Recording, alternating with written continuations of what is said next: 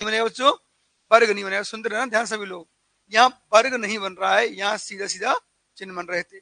और लास्ट, अगर चाहे पहले माइनस कर दो चाहे लास्ट में प्लस कर दो, इससे भी क्या होगा, अर्थात दो डिफरेंट चिन्ह कभी वर्ग नहीं बनाते और इसीलिए ये माइनस हो रहे हैं।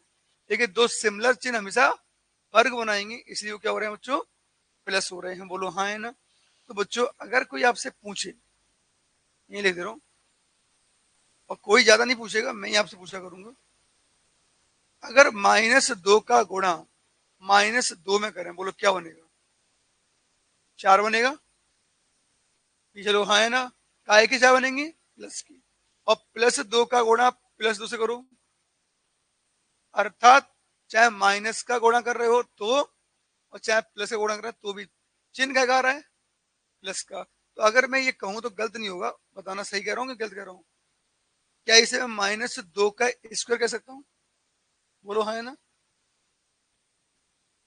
-2 का स्क्वायर कितना होगा, तो अगर मैं इसका वर्ग हटाऊंगा तो इस पे क्या आएगा, वर्गमूल आएगा। आया कि नहीं आएगा। तो क्या इसे मैं √4 लिखूंगा, लेकिन बताओ ये चिन्ह का है, तो क्या रूट के अंदर प्लस ही तो आया। अगर मैं इससे करूं तो +2 का वर्ग बोलो तो भी 4 ही आएगा। वर्ग हटाओगे तो क्या रूट के अंदर, मैंने दोनों करके दिखाया, माइनस से भी दिखाया करके और प्लस से भी दिखाया करके, क्या रूट के अंदर कभी माइनस आया, कभी आया माइनस। तो माइनस का वर्ग किया तो भी माइनस नहीं आ रहा है, और प्लस का वर्ग कर रहा हूं तो भी माइनस नहीं आ रहा। रूट के अंदर ऑलवेज क्या आएगा, प्लस ही आएगा। बोलो हाँ है ना। इसका मतलब वास्तविकता क्या है, वास्तविकता यह है कि रूट के अंदर माइनस नहीं आ सकता। क्यों, क्योंकि माइनस का 2 बार गुणा करने पर क्या बनता है, प्लस बनता है। प्लस का 2 बार गुणा करने पर भी क्या बनता है, प्लस बनता है। इधर सामने कभी माइनस नहीं आ सकता। किसी भी पूर्ण वर्ग संख्या पे, पूर्ण वर्ग संख्या पे कभी भी माइनस नहीं आ सकता। क्लियर। अगर वो पूर्ण वर्ग है तो माइनस नहीं लेके आएगी, और 2 बार लेके नहीं आएगी तो बच्चों 4 बार भी माइनस लेके नहीं आएगी।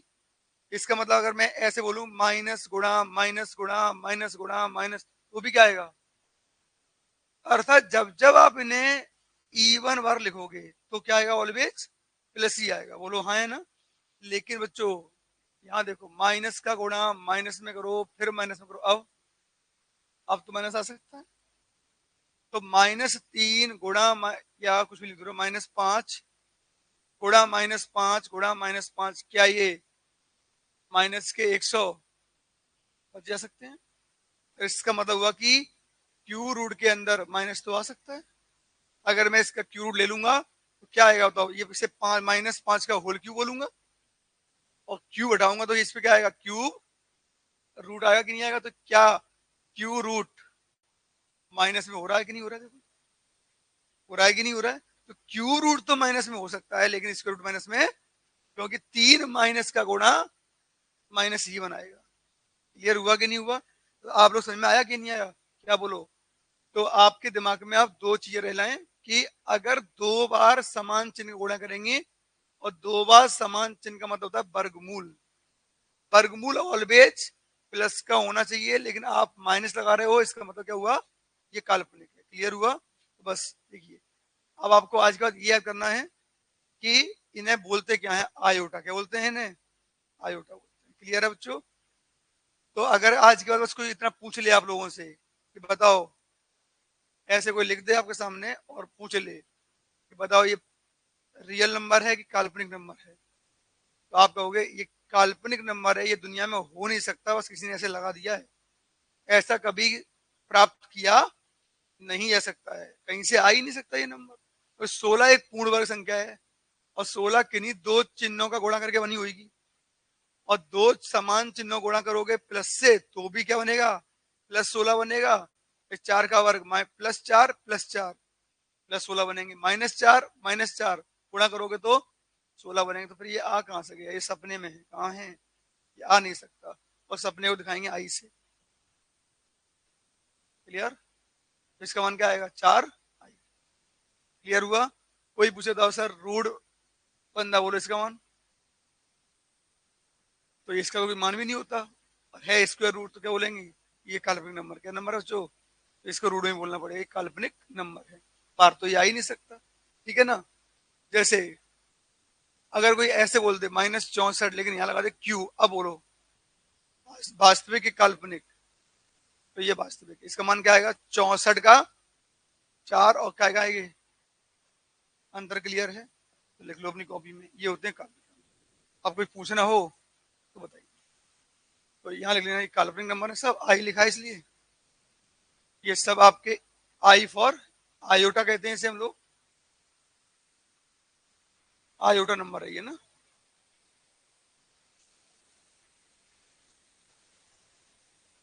कोई क्वेश्चन हो तो पूछ सकते हैं।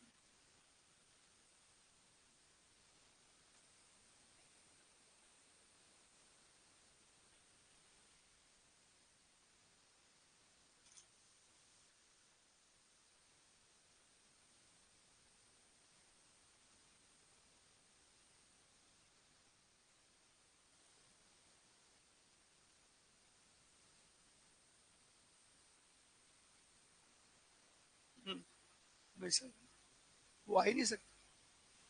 तो क्या करनी इवन है, इसका मतलब किन्हीं 4 चीजों को गुणा किया गया है। ये करनी क्या दिखाती है? किन्हीं 4 चीजों का किया गया है, गुणा किया गया है। और किन्हीं 4 का गुणा करोगे तो चाहे प्लस का गुणा किया होगा चाहे माइनस गुणा किया गया होगा, आएगा क्या? प्लस ही आएगा। ठीक है? ये करनी ये दिखाती है कि 4 का गुणा किया गया है, किन्हीं संख्याओं को 4 का गुणा हुआ है।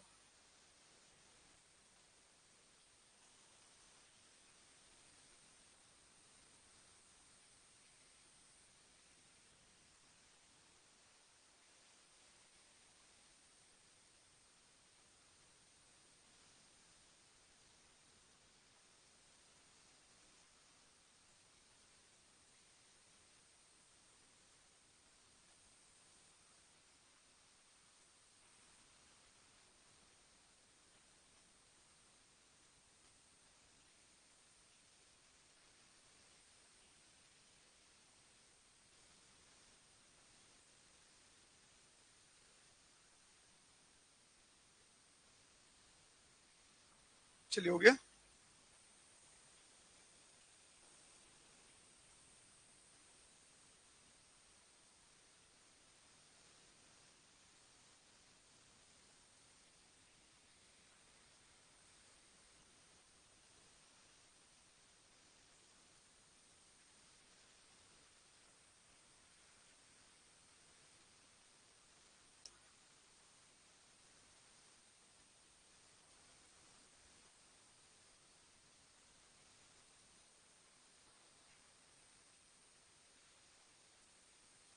चलिए हो गया होगा, सबका हो गया।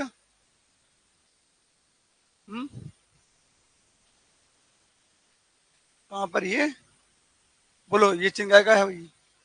माइनस का है। हाँ, ये माइनस नहीं आएगा बस। जब आई लग गया इसका मतलब क्या हुआ? माइनस नहीं आएगा, आई लग गया तो। आई लग गया इसका मतलब क्या हुआ? आई खुद क्या दिखा रहा है? माइनस को शो कर रहा है।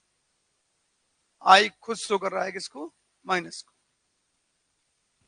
चलो हो गया। तो हटाएं इसको। तो बात वास्तविक समझ में आ गई। तो कभी भी काल्पनिक का नाम हो ना तो कुछ नहीं कहना कि दुनिया में कोई संख्या काल्पनिक नहीं है, केवल एक को छोड़ के। बोलो कौन? कि रूट लगा होगा उसके अंदर अगर माइनस होगा तो वही काल्पनिक है, इसके अलावा सब दुनिया की संख्याएं, चाहे पॉइंट में हो तो, नेगेटिव हो तो, पॉजिटिव हो तो, हर संख्या वास्तविक है। बटे में हो तो सब वास्तविक हैं सिवाय रूट के अंदर माइनस। क्लियर हुआ? और रूट भी कौन सा वाला? इवन। इवन करने वाला, ऑड वाला तो काल्पनिक नहीं होता। क्लियर हुआ? अब कोई कंफ्यूजन है किसी को लेके? हाँ? क्या √7 पंद्रह मतलब? करनी बोलो ना, करनी 7 और इसके आगे 15, चिन्ह क्या लगाए? अगर अगर चिन्ह नहीं लगाओ तो रियल है, और माइनस लगाओ तो क्या है ये? तो ये कौन है? रियल। तब भी कौन है? रियल। क्यों? ये कौन सी नंबर है? ऑड। और ऑड क्या होते हैं ये लिखा तो, माय में और माय में का अंतर है। अरे भैया तो विषम तो है। मैंने तो ना घन बोला ना वर्ग बोला, मैंने क्या बोला? इवन करनी और ऑड करनी। समझ में आ रहा है कि नहीं आ रहा है?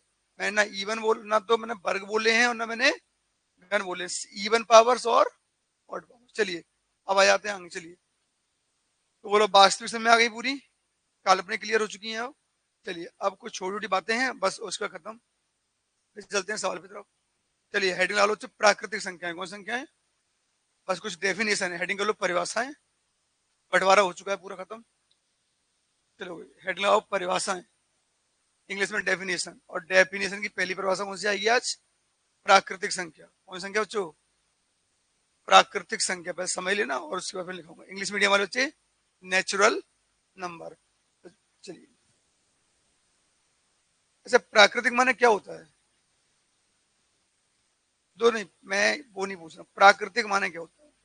मैं संख्या को नहीं कर रहा हूं, प्राकृतिक माने क्या होता है? नेचुरल, जो पहले से दुनिया में क्या है, मौजूद हैं, जिसे बनाया ना जा सके, वो क्या होता है? प्राकृतिक। क्लियर है ना?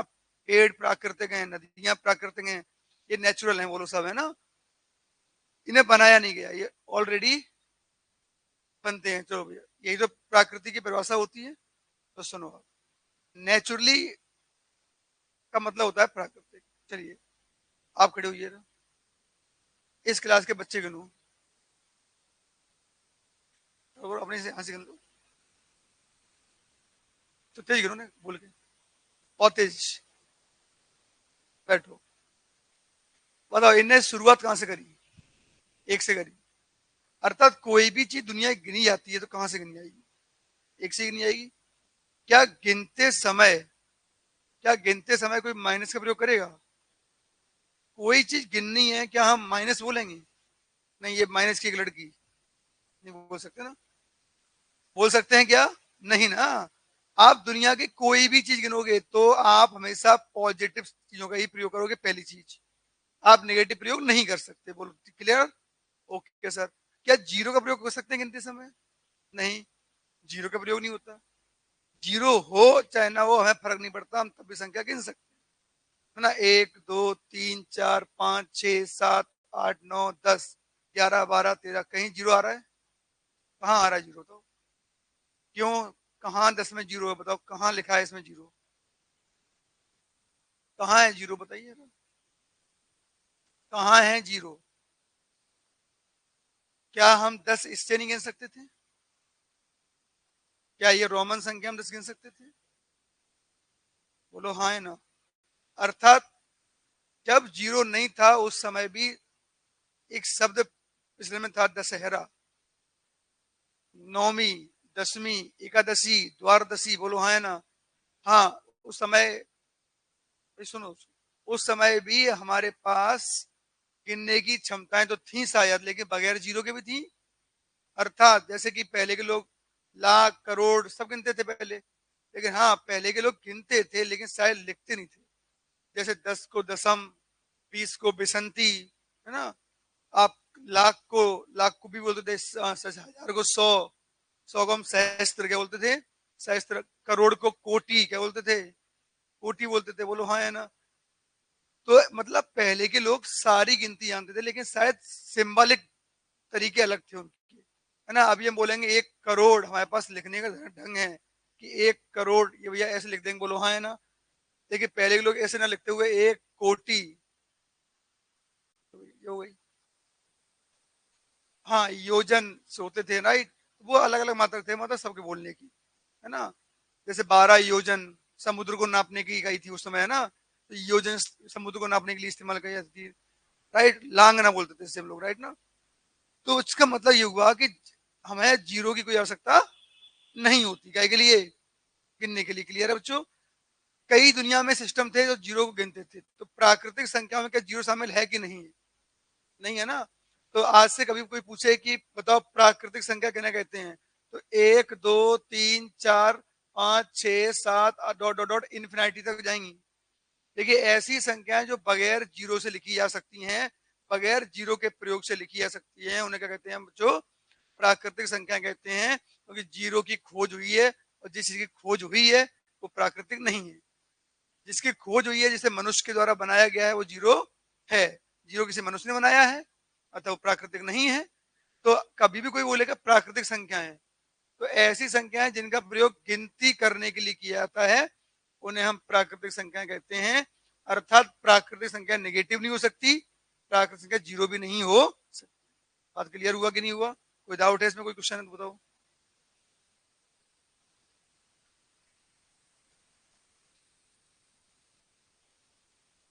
कोई भी संख्या नहीं बनी है क्या?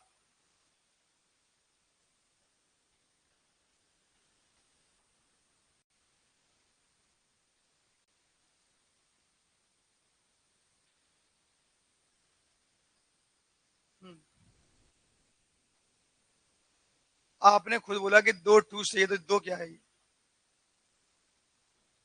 क्या? हाँ तो वो चिन्ह है, वो गिन रहे हो ना। ये था, ये क्या है बोलो? एक। ये क्या है? दो। ये क्या है? सिंबल तो थे, गिनने के लिए प्रयोग तो कोई चीज होती थी। हाँ तो बताओ भैया पीछे लोग। लेन देन सिंधु सभ्यता इन्होंने पढ़ी है, इतिहास अच्छे से पढ़ा है इन्होंने। तो वहां हम क्या कहते थे बच्चों कि तुम हमें 4 किलो गेहूं दे दो या इतने गेहूं दे दो और हम इसके बदले तुम्हें इतने देंगे। जो तुम ये बोल रहे हो ना, इतना दे दो इतने दे दो, ये भी क्या है? काउंटिंग्स। क्या है ये? इसके बदले ये, दो के बदले दो, दो बोरी गेहूं, दो गेहूं अना होती। क्या है ये?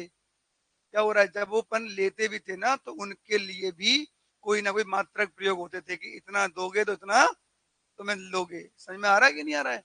तो वहां पे भी कुछ ना कुछ प्रयोग करते होंगे। ठीक है, चलिए। हाँ तो वो चिन्ह बनाए थे उन्होंने, तो ये एक दो और तीन भी क्या है? चिन्ह है। क्या है ये? चिन्ह।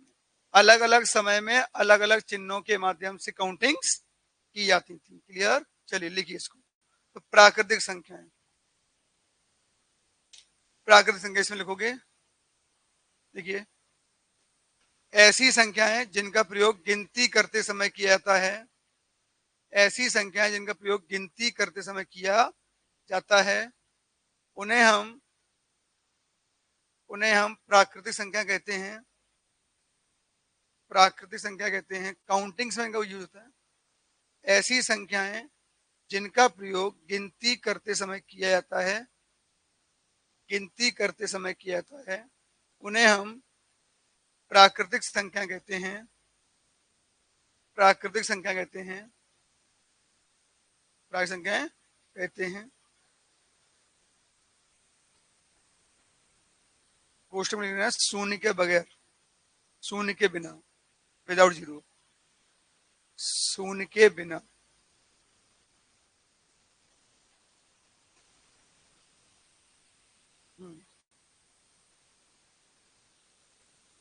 चलो भाई लिखो इसको, बता रहा हूँ, लिखो। यह शून्य के बगैर, शून्य नहीं होना चाहिए। लिखो, मैं लिख रहा हूँ शून्य के बगैर। देखो एक लिखो, एक। क्लियर? दो, तीन, चार, पांच, छ, सात, आठ, नौ, 10। क्लियर? डॉट डॉट दो। शून्य के बगैर क्या 10 लिख गया है? ठीक है, चलिए इस प्रकार से। और जरूरी नहीं हम इस प्रकार से करेंगे, बोलो। अगर रोमन में करेंगे तो 1 2 3 4 5 6 7 8 9 10। क्लियर? क्या शून्य के बगैर गिनती हो सकती है? पुराने टाइम में शून्य के बगैर गिनती अगर नहीं होती तो पुराने लोग गिनती करते कैसे थे? राइट ना? चलिए नोट करिए। आपको मैंने बताया था कि शून्य का आविष्कार 497 के बाद हुआ है। करेक्ट ना? इस रूप में जो हम रूप पढ़ रहे हैं, इस रूप में। इसके पहले भी रूप किस रूप में था? बिंदु के रूप में था। उसके पहले भी कई रूप में थे। ठीक है, चलिए हो गया। अब आ जाओ अगली परिभाषा। शून्य जब आ गया तब क्या हुआ? अच्छा जरा ऊपर देखिए, क्या ये संख्या भी पूर्ण है? क्या अभी ये पूर्ण है कि प्राकृतिक है? क्या अभी पूर्ण हो पाए? क्योंकि 9 के बाद मुझे क्या करना पड़ा? शब्दों का प्रयोग करना पड़ा। क्या ये संख्या पूर्ण हुई? नहीं हुई। क्योंकि हमें 9 तक लिख पा रहे हैं, लेकिन 9 के बाद हमें क्या करना पड़ रहा है? शब्दों का प्रयोग करना पड़ रहा है, संस्कृत के शब्दों का, वो भी। करेक्ट ना? अर्थात ये संख्या पूर्ण नहीं है। तो प्राकृतिक के बाद बच्चों क्या हुआ? जैसे ही शून्य की खोज हुई तो अब लिखो अगला नंबर। इंग्लिश मीडियम वाले जो होल नंबर, और या इन्हें बोलते हैं पूर्ण संख्याएं। कौन संख्याएं? पूर्ण संख्याएं। लिखो अब बता पूर्ण कब हुई? जब जीरो की क्या हो गई, खोज हो गई, तब संख्या कोई पूर्ण हुई। देखो उसमें जब प्राकृतिक संख्याओं में जीरो शामिल कर दिया गया, जब प्राकृतिक संख्याओं में जीरो शामिल कर दिया गया, जब प्राकृतिक संख्याओं में जीरो शामिल कर दिया गया, प्राकृतिक संख्याओं में जीरो शामिल कर दिया गया, तो संख्याएं, तो संख्याएं पूर्ण हुई, पूर्ण हुई। क्लियर ना? तो अब क्या हो गई, संख्याएं पूर्ण हो गई थी। अब मुझे कोई संस्कृत या हिंदी के शब्दों का प्रयोग नहीं करना था, न रोमन संख्या था। देखिए बच्चों, क्या बोलेंगे हम, वन या जीरो से जीरो। अब पूर्ण संख्या कहां से होती है, zero, one, two, three, four, five, six, seven, eight, nine. अब हम 10 लिख भी सकते थे, बोलो हाँ है ना? करेक्ट है। तो इन्हें क्या बोलते हैं, पूर्ण संख्या। पूर्ण माने क्या हो गई, अब कंप्लीट हो चुकी है। क्लियर? चलिए नोट करिए इसको। तो पूर्ण संख्या प्राकृतिक में अंतर समझ में आ गया। प्राकृतिक माने जिनका प्रयोग केवल गिनने में हो रहा था, इनका प्रयोग संख्याओं के रूप में होगा। किस रूप में होगा, संख्या। क्लियर? चलिए, तो जब जीरो शामिल हो गया तो हम प्राकृतिक नहीं बोलेंगे, क्या बोलेंगे, आप पूर्ण। हम कौन संख्या पढ़ते हैं इन प्रेजेंट में, पूर्ण संख्या है। ठीक है, चलिए देखिए। और बता दूं, जब आप थोड़ा हिस्ट्री में कभी पढ़ोगे, हिस्ट्री वगैरह में, तो शून्य के पीछे काफी विवाद भी हुए हैं, युद्ध तक हुए हैं इसके पीछे। तो शून्य ने युद्ध तक करवाया है। क्यों? शून्य की खोज कहाँ हुई, बाद में हुई। और जब बाद में हुई तो विदेश में जब ये शून्य गया, धीमे धीमे धीमे धीमे इसका क्या हुआ, फेमस होना शुरू हुआ कि हाँ, भारतीयों के पास एक ऐसा अंक है जो गणना करने में क्या है, सक्षम है। ठीक, जब ये, और सरल भी है बहुत, हाँ, आराम से कैलकुलेशन हो जाती हैं। जबकि विदेशियों के पास जो उस समय प्रणाली थी, अंग्रेजों के पास या अरब कंट्रियों के पास, वो इतनी लेंदी प्रणाली थी उनके पास। सोचो, इन्हें रोमन लोगों को तो 50 या 10 लिखने के बाद 30 लिखने के लिए 3 बार ऐसे करते थे। अब सोचो ये जोड़ कैसे करते होंगे और घटाना कैसे करते होंगे। करेक्ट ना? समझ में आ रहा है कि नहीं आ रहा है? तो इनका कैलकुलेशन बहुत हार्ड था। जोड़ कठिन थे, गुणा कठिन थे, भाग बहुत कठिन थे इनके। तो जो व्यापारी वगैरह हुआ करते थे, उन्हें लेन देन में बहुत बड़ी समस्या आती थी। लेकिन हुआ क्या कि जो ईसाई लोग हुआ करते थे, उन लोगों ने जीरो लगा रखी थी बैन। और मुस्लिम कंट्रियों ने बिल्कुल बैन लगा रखा था कि हाँ, जीरो पे। क्यों? उनने इसलिए रखा था कि उनके प्रभु थे ईसा मसीह। उन्हें कहा जीरो कुछ है ही नहीं दुनिया में, जीरो नाम की कुछ चीज है ही नहीं। जो कुछ है वो प्रभु मात्र है ना?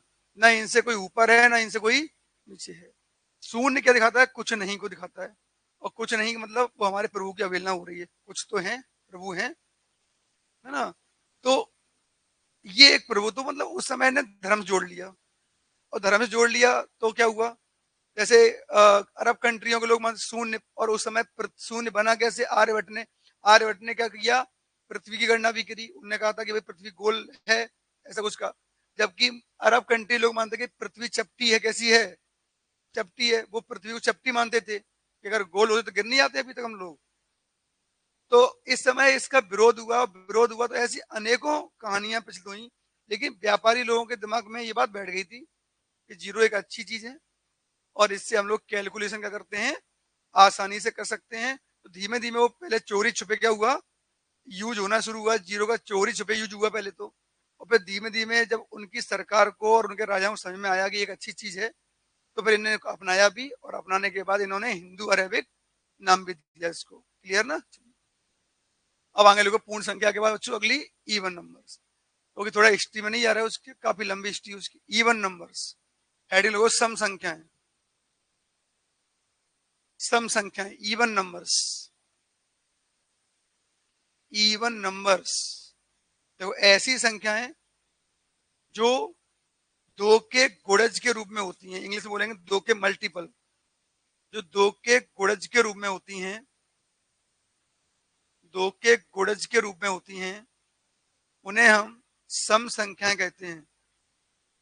दो के गुणज, इंग्लिश में बोलेंगे दो का मल्टीपल, दो के गुणज के रूप में होती हैं, उन्हें हम सम संख्या कहते हैं। क्लियर? अब ये दो का गुणज क्या होता है उस समझना। ऐसे कभी नहीं बोलोगे आप लोग जो दो से कटती हैं। आज से क्या बोलोगे, जो दो के गुणज के रूप में होती है उसे क्या कहते हैं बच्चों, हम सम संख्या कहते हैं, लिख लिया। और इसे 2 इंटू एन के रूप में लिखा जाता है, और इसे 2 इंटू एन के रूप में लिखा जाता है, ये लिखा है 2n, और इसे 2 इंटू एन के रूप में लिखा जाता है। अगर वो 2 के गुणज में होंगी तो 2 से पक्का कटेंगे। 2 इंटू एन के रूप में लिखा जाता है। सुनना बच्चों इसका मतलब क्या है, इसका कहने का अर्थ क्या हुआ बच्चों, जिस संख्या में 2 का गुणा हो जाता है, दुनिया की किसी भी संख्या में आप 2 का गुणा कर दोगे तो क्या बन जाएगी, सम।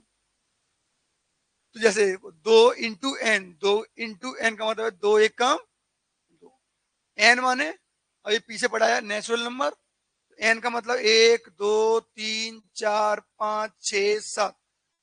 2 मिनट ध्यान सुनो, क्या ये वो सब प्राकृतिक संख्या हैं? और अगर दुनिया की किसी भी संख्या में आप 2 का गुणा कर दोगे, किसे गुणा कर दोगे, तो वो दुनिया की हर संख्या एक ऐसी संख्या बनेगी जो इवन होगी। क्या होगी, तो 2 एक कम 2, 2 दूनी 2 तिया 2 चौको 8, चलता रहेगा। क्लियर हुआ बच्चों? तो अगर कभी कोई पूछे कि इवन नंबर की परिभाषा बताइए, तो आप बस इतना बोलना जो 2 के गुणज में होती है, तो आपका असर ज्यादा होगा। या जो 2 के मल्टीपल में होती है, अर्थात जो 2 इंटू एन के रूप में होती है, उसे क्या कहते हैं बच्चों, हम सम संख्या कहते हैं। और जिसमें 2 का गुणा हो गया वो पक्का 2 से क्या होगी, कटेगी भी। आज समझ में आया? और रुक जाना बच्चों, यहाँ एक बात है वो ध्यान सुनना। सबसे छोटी, प्लीज देखो, सबसे छोटी, क्लियर ना, सबसे छोटी अगर सम संख्या पूछे हम, सबसे छोटी सम संख्या पूछे तो क्या होगी, 2 है, बोलो हाँ है ना, 2 दिख रही है ना। लेकिन अब यही तो सुनो, अभी तुम कहोगे फिर हाँ सर देखो, 0 एक सम संख्या है, 0 एक सम संख्या है, 0 एक सम सम है।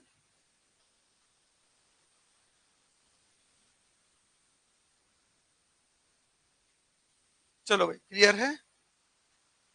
अब बताओ कोई पूछे 0 क्या है, तो 0 एक सम संख्या है। अब वैसे यहाँ विवाद ये बन जाता है, अगर 0 एक सम संख्या है तो फिर आप सबसे छोटी 0 बोलो, तो फिर तो 2 छोटे कि 0 छोटे, आप ऊपर लिख रहे हो सबसे छोटी सम संख्या कौन है, तो आप इधर ये भी कह रहे हो कि 0 क्या है, एक सम संख्या। तो बताओ ये क्यों हो रहा है? हाँ, तो 0 एक संख्या नहीं है, क्योंकि संख्या बनाने के लिए उसमें इकाई दहाई और सैकड़ा गुणा किया जाता है। बोलो हाँ है ना। जब तक इकाई दहाई सैकड़ा गुणा उसमें, तो वो कौन नहीं है, संख्या नहीं है। और अगर संख्या नहीं है इसका मतलब 0 क्या है बच्चों, 0 एक्चुअली में क्या है, एक अंक है। 0 is a digit, 0 is a digit, clear, ये एक डिजिट नंबर है। और दूसरी बात, प्राकृतिक भी नहीं है, प्राकृतिक भी नहीं है, इसका प्रयोग कोई गिनती करने के लिए होता नहीं है। और यहाँ एन का मतलब क्या है देखो, नेचुरल है, और इसे मैंने 2n लिखाया है। तो एन का मतलब नेचुरल है और 0 नेचुरल है नहीं है। तो 0 है तो एक सम संख्या, इसका बिहेवियर कैसा है, सम जैसा है, राइट ना। और इसको कभी कोई पूछे आपसे सिद्ध करने के लिए, पूछेंगे बहुत से लोग आपसे कि सिद्ध करो 0 सम संख्या कैसे है, तो आप बस नंबर लाइन लिखा देना, नंबर लाइन पे सब कुछ क्लियर है। तो आप उसे नंबर लाइन से क्लियर कर देना कि ये 0 क्या है, एक सम संख्या है कि नहीं है।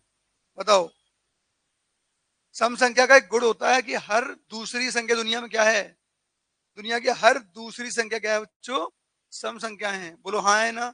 जैसे बताओ -4 सम की विषम, सम है, निगेटिव सम, लेकिन कौन सा, निगेटिव। ये कौन है, विषम। ये कौन है, सम। ये कौन है, तो ऑब्वियस ही होता है 0 क्या है, सम। ये कौन है, विषम। ये कौन है, सम। ये कौन है, विषम। क्लियर हुआ? और ऐसे ही बच्चों ये कौन है, सम। बात क्लियर हो गई। तो यहां से अपन अपनी बात को सिद्ध कर सकते हैं कि 0 क्या है, सम नंबर है। पर हाँ, 0 एक सम संख्या है, लेकिन एक डिजिट के रूप में है। क्या के रूप में है, डिजिट के रूप में है, नेचुरल नहीं है। लेकिन जब भी सबसे छोटी सम संख्या पूछी जाएगी, हम 0 नहीं कहेंगे, हम क्या कहेंगे उसे, तो इस संख्या का मतलब होता है नेचुरली, नेचुरल से, राइट ना। क्योंकि 0 संख्या क्यों नहीं है, क्योंकि 0 को कोई गिन नहीं सकता, 0 को फील किया जा सकता है कि क्लास में कुछ नहीं है, 0 है। 0 को संख्या का दर्जा प्राप्त नहीं हुआ है। क्लियर हुआ बच्चों? चलिए ठीक। तो इसको लिख लीजिए आप लोग।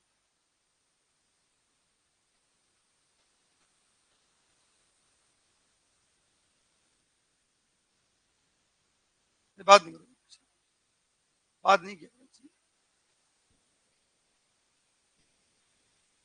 अगर कोई क्वेश्चन है जीरो को लेकर तो पूछ सकते हैं, सम संख्या को लेकर।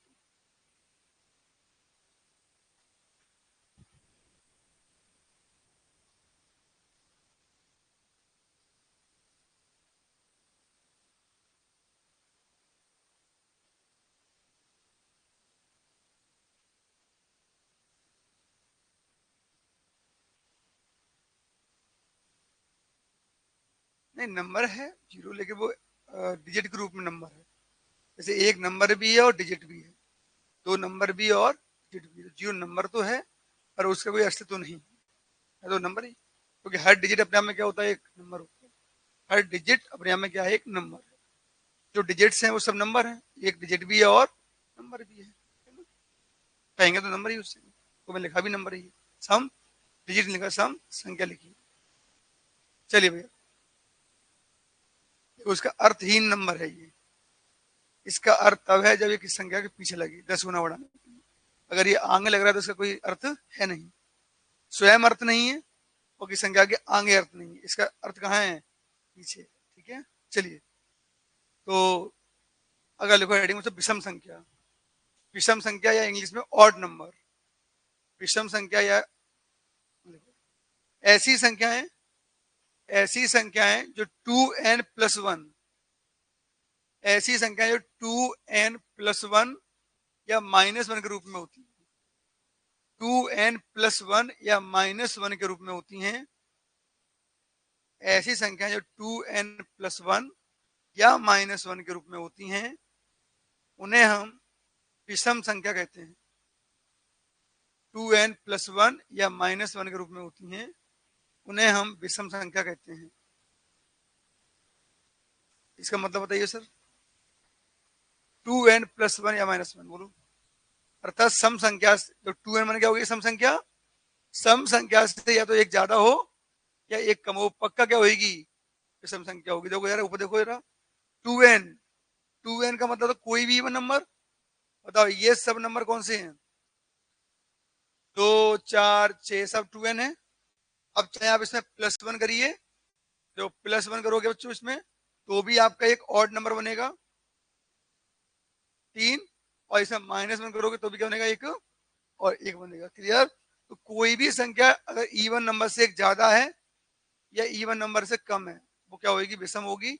और ये दिखा क्या रहा है, हर इवन के पीछे ऑड होगी और हर इवन के आगे भी क्या होगी, ऑड होगी। समझ में आ गया कि नहीं आ गया। तो विषम संख्या उन्हें कहते हैं जो इवन से एक आगे या इवन से एक पीछे होंगी, अर्थात जो 2 से नहीं घटेंगी। क्लियर है बच्चों। चलिए, और अब जरा 2 मिनट बोर्ड पे देख लेना, फिर लिखना। क्या कल आभास संख्याएं समझाई मैंने आपको, आभास संख्याएं आपने समझ ली थी। अब उन्हें कुछ पेयर आ रहे हैं, वो देखना, जरा ऊपर देखना, कुछ पेयर हैं, ये जोड़े हैं, गौर से देखना इनको। देखिए, पहला होता है जो को प्राइम पेयर, बहुत परीक्षा में पूछते हैं, को प्राइम पेयर। ये बात नहीं करो, को प्राइम नंबर्स या पेयर। देखिए,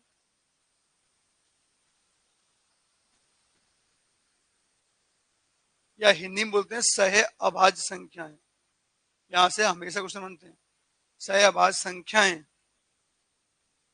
ठीक है। और दूसरी होती है हमारी कौन सी, सुनते रहो सुनते रहो। दूसरी होती है हमारी twin prime number, twin prime numbers, या हिंदी में बोलते हैं जुड़वा आभास संख्याएं, जुड़वा आभास संख्याएं। ठीक है। और एक और होता है इसका, वो ध्यान सुनना। ठीक है। और इसे बच्चों हम बोलते हैं बच्चों क्या, अपेक्षित आभास संख्याएं, अपेक्षित अभाज्य संख्याएं। ठीक है। या इंग्लिश में बोलेंगे इसे हम लोग रिलेटिवली प्राइम नंबर्स, ठीक है। अब ये तीनों फर्क समझना एक साथ, तब समझ में आएगा फर्क। बहुत कम अर्थ है, मतलब बहुत कम अंतर है इनमें, समझना बच्चों। पहले देखो इसको, रिलेटिव प्राइम नंबर, अपेक्षित आभाज्य संख्या है। परिभाषा देखना, कोई भी दो अभाज्य कोई भी दो अभाज्य संख्याओं, चलिए, अरे भाई पीछे बातें बंद करो, जितना डिस्टर्ब उससे नहीं हुआ उतना तुम लोगों से हो गया ना। कोई भी दो अभाज्य संख्याओं का समूह, कोई भी दो अभाज्य संख्याओं का समूह, ठीक है, कोई भी दो अभाज्य संख्याओं का समूह, या एनी टू प्राइम नंबर्स, या group of any two numbers, या पेयर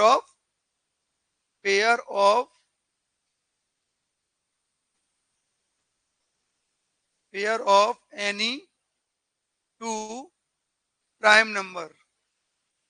चलिए भैया, मतलब जब भी कोई दो भी अभाज्य संख्याएं आ जाएं, वो आपकी रिलेटिवली प्राइम नंबर होंगी, या हिंदी बोलेंगे अभाज्य संख्याएं। कौन सी? अपेक्षित। जैसे एग्जांपल दे रहे हैं, कल आपको मैं पढ़ा चुका हूं अभाज्य संख्याएं।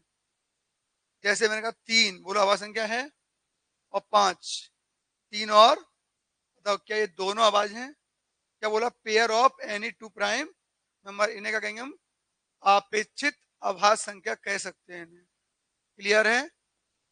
लेकिन अब यहीं पे आप थोड़ा कंफ्यूजन क्रिएट नहीं करना। सुनो, अब यहाँ आपकी दिख रहा ये वाली परिभाषा, कोई भी दो ऐसी अभाज्य संख्याएं, ऐसी अभाज्य संख्याओं का समूह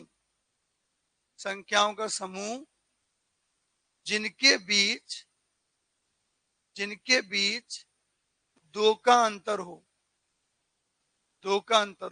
ठीक है, उन्हें कहेंगे जो हम जुड़वा अभाज्य कहेंगे। मतलब ऐसे दो प्राइम नंबर जिनके बीच का डिफरेंस क्या हो? 2 हो, difference between 2 prime number. Clear ना? जैसे मैंने लिखा 3 और 5, क्या बोलो इनके भी दो का अंतर है? तो ये कौन है? 2 इन प्राइम नंबर। अब आपके मन में कंफ्यूजन थी कि सर ये भी है और वो भी है, अंतर क्या है? वहां वो ही आएंगी जिनके दो का अंतर है, और यहाँ कोई भी दो आएंगी। जैसे बताओ, यहाँ क्या 2 और 3 आ सकती है? क्या दोनों प्राइम है? आ सकती है। 3 और 5 आ सकती हैं? आ सकती हैं, कोई शर्त ही नहीं है। कोई भी दो हो चलेंगी, और दोनों क्या होनी चाहिए? प्राइम होनी चाहिए। कोई पूछे 5 7 आएंगी? बिल्कुल आएंगी, ये बात नहीं करना। कोई 7 और 11 आएंगी? बिल्कुल आएंगी। यहाँ कोई शर्त नहीं है कि क्या होनी चाहिए, कैसी होनी चाहिए, बस प्राइम होनी चाहिए और दो होनी चाहिए। यहाँ शर्त क्या है बच्चों? 3 5 आएगी, 5 और 7 आएगी, 11 और 13 आएगी, लेकिन कोई और नहीं आएंगी। यहाँ अंतर समझ में आ गया आप लोगों को? इनमें कोई भी दो प्राइम आएंगी, लेकिन इनमें वही आएंगी जिनके बीच कितने का अंतर है। इन दोनों में फर्क समझ में आ गया है? कोई कंफ्यूजन है किसमें? ये 2 प्राइम है, 5 प्राइम है, तो क्यों नहीं आएगी? आपको हिंदी में कोई भी दो आवाज चलेंगे भैया, बस वो आवाज होनी चाहिए। जैसे यहाँ देखो, अभी अब यहाँ थोड़ा कंफ्यूजन, और सुनो भी, ध्यान देना। ऐसी कोई भी दो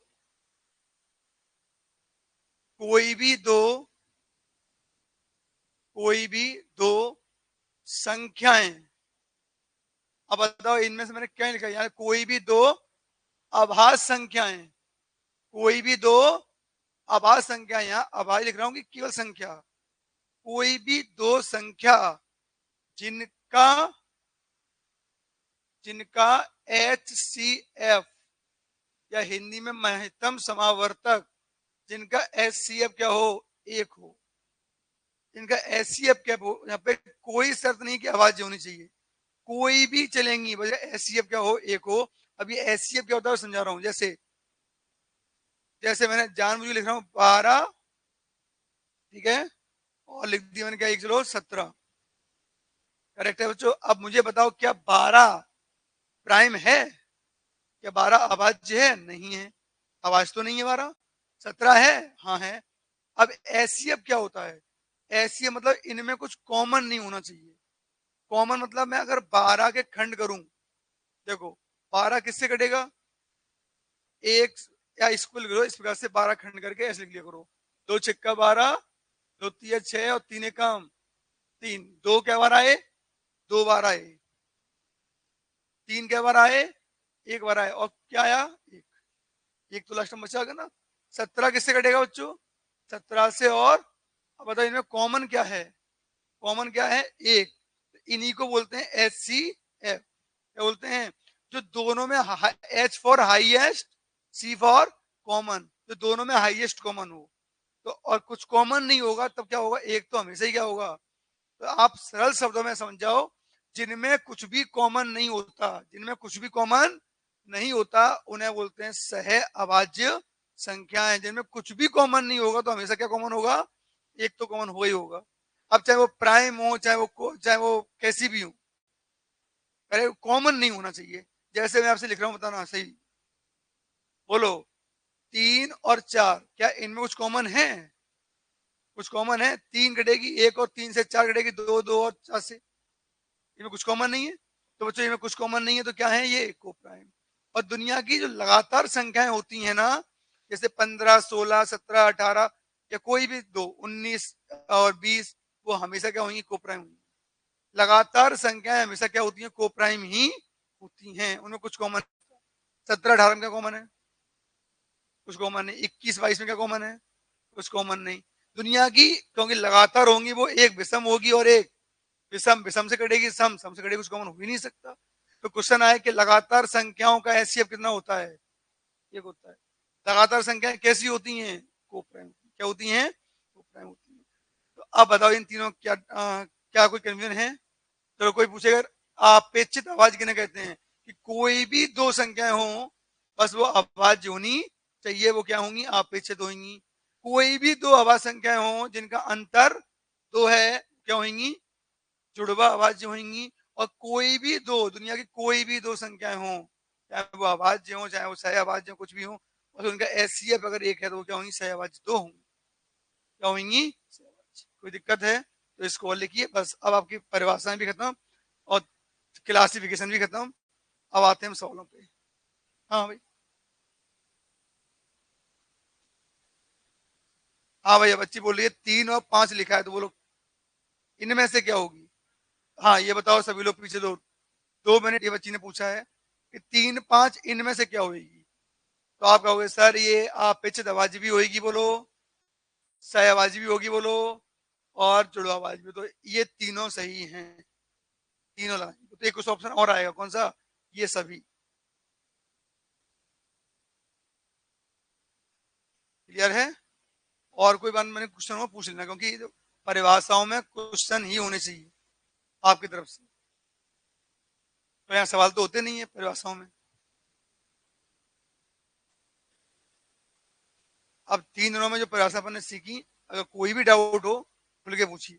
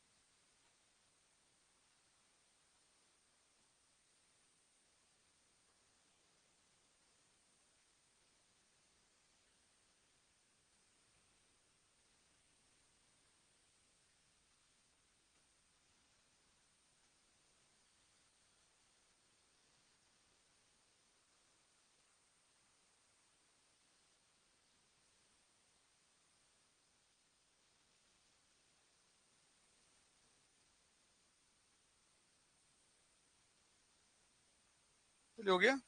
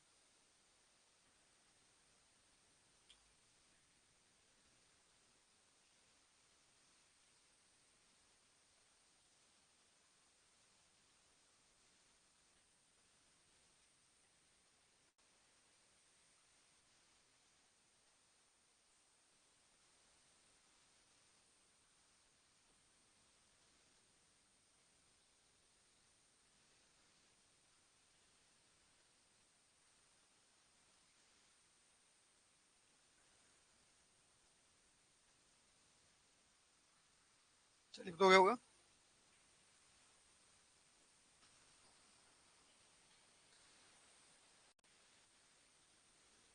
वहां पे प्राइम नंबर्स पेयर लिखा होगा ऊपर। हाँ पेयर लिखा होगा। जोड़े, तीनों स्टेप्स जोड़े में तो आएंगे ना। क्या हो गया पूरा।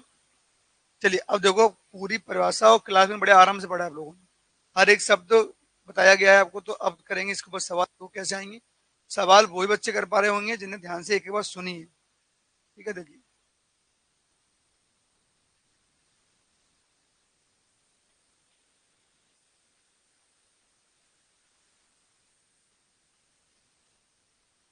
चलो भाई, ये बुकलेट आपको मिल भी चुकी होगी कई लोगों को। चलिए ये बुकलेट मिल चुकी है ना आप लोगों को। जिन लोगों को मिल चुकी है, ये प्लेस वैल्यू में पढ़ा चुका हूँ पूरा, है ना। डिजिट एंड नंबर्स पढ़ा चुका हूँ पूरा। आप लोगों को करना है, मैं पूछूंगा किसी दिन। यूनिट, डिजिट, इकाई का अंक पूरा पढ़ा चुका हूँ ये। ठीक है चलिए। चलिए अब यहाँ से देखो, हम पिछले कई दिनों से परिभाषाएं पढ़ रहे थे, और परिभाषाओं में दिक्कत कहाँ होती है, सॉल्व नहीं की जाती चीजें। अगर आपने डेफिनेशन सुनी है तो क्वेश्चन आएंगे, देखो पीछे बातें नहीं करना। चलिए इसको पढ़िए और जल्दी बताइए इसका आंसर, बोलना किसी को नहीं है, हाथ जिससे पूछूंगा बताएंगे। पहला question, root 2 is which type of number.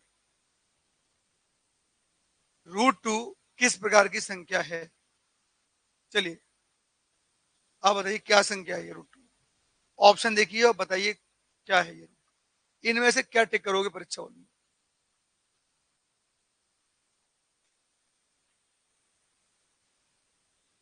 इतने लगेगा। हम्म? पूर्ण संख्या है। चलिए रूट 2 कौन संख्या है। अपर में बैठो, मतलब आपने भाई देखो ध्यान नहीं दिया, बताओ मेरी शायद। क्या रूट 2 पूर्ण संख्या है। पूर्ण तो मैंने आज ही लिखा ही शायद, कि 0 1 2 3 ये होती है पूर्ण संख्या। क्या रूट 2 से मैं किसी गिन सकता हूँ। नहीं ना। मतलब कल पढ़ा था, रूट 2 का कभी पूरा मान निकला है आज तक। क्या आप रूट 2 को हल कर सकते हो। क्या रूट 2 को हम सॉल्व कर सकते हैं। नहीं कर सकते ना सॉल्व। और जिस चीज को सॉल्व नहीं कर सकते वो संख्या कैसी होती है। मैंने क्या कहा था, तो ध्यान सुनना चाहिए, है ना। तो सुनोगे नहीं तो काम बिगड़ेगा देखो, क्योंकि इनमें सॉल्व करने वाला काम नहीं है। देखो रूट 2 क्या है बच्चों, एक अपरिमेय संख्या। रीजन बताओ कि इसे सॉल्व पूर्ण रूप से नहीं किया जा सकता, पूर्ण रूप से इसे हल नहीं कर सकते हम। ठीक है, तो ये एक अपरिमेय संख्या है। चलिए बोलेगा कोई नहीं, इन्हें सुना है उनसे पूछेंगे। आप बोली चलिए आगे से। निम्नलिखित में कौन सी संख्या संयुक्त संख्या है। Which of the following numbers are composite. ये बच्ची बोल रही है डी ऑल ऑफ अबव। क्या सब कंपोजिट हैं। चलिए आप बताओ खड़े होकर भैया, कंपोजिट की परिभाषा क्या होती है। डेफिनेशन क्या होता है संयुक्त संख्या की। कर बैठो, बैठो। चलिए आप पीछे दोनों गर्ल्स बोलो, संयुक्त संख्या किसे कहते हैं। हाँ, अब देखो हिंदी में ये समस्या है हिंदी मीडियम वाले बच्चों को, कि हिंदी में एक शब्द के अनेक नाम होते हैं। संयुक्त संख्या का मतलब होता है भाज्य संख्या। कौन सी संख्या? तो अब इसीलिए मैं आपको क्लास में इंग्लिश बोलता हूँ साथ में।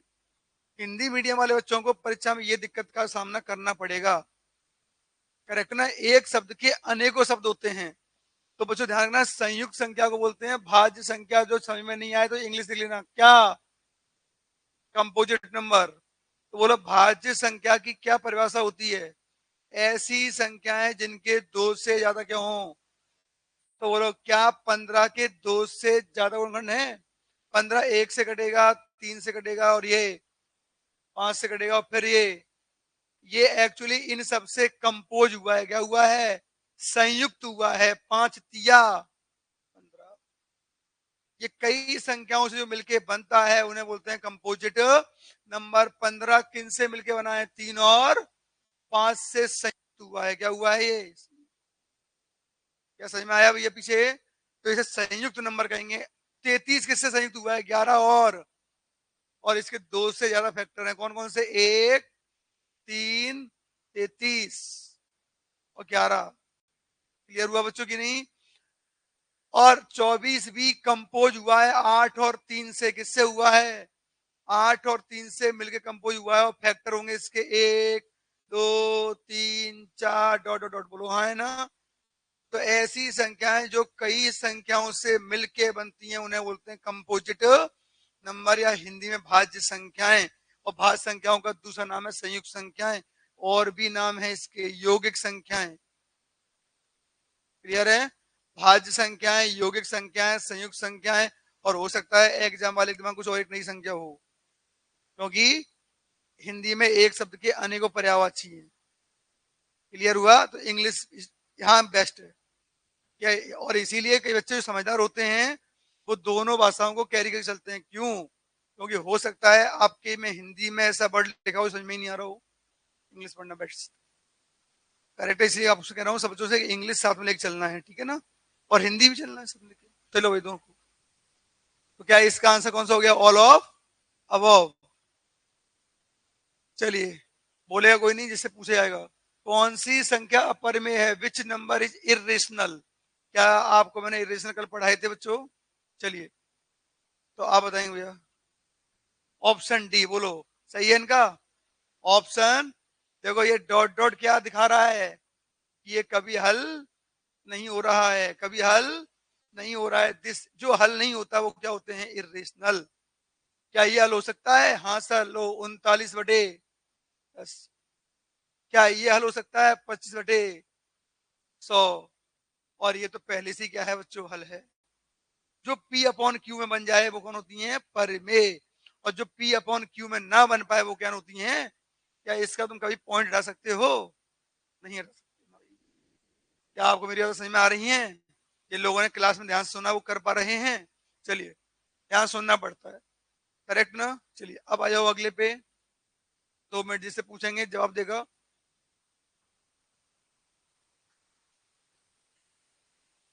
पढ़ लीजिए पहले। बोलना किसी को नहीं है, सबसे पूछा जाएगा। आपने मेरी बातें सुनी है तो क्लियर कर पाएंगे।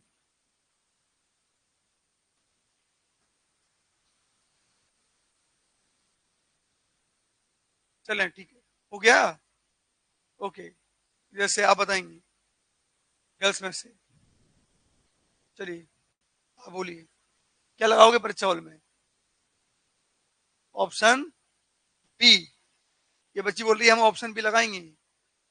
सही है। जस्ट अभी पढ़ाया था, आज ही तो पढ़ाया था ये। क्या जीरो विषम है? विषम है? क्या जीरो सम है? बिल्कुल है, अभी तो पढ़ाया था। लिख के भी दिया है, बोलो हाँ है ना? जीरो सम है, लिख के प्रूव कराया था अभी कि -4, -3, -2 एक जीरो प्रूव कराया था। और लिख के भी दे दिया है zero is a even number. हाँ, विषम और सम दोनों है क्या ये? क्या ना विषम ना सम है क्या? कन्फर्म बोलते हैं सम है। क्या है ये? सम है। क्लियर है? और कंफ्यूजन में जब ये क्वेश्चन एमपी पुलिस में आया था बच्चे ये लगा के आए थे। हाँ, ना जीरो धनात्मक है और ना ऋणात्मक। अभी हम चिन्हों की बात नहीं कर रहे हैं, सम और ठीक है सर जी।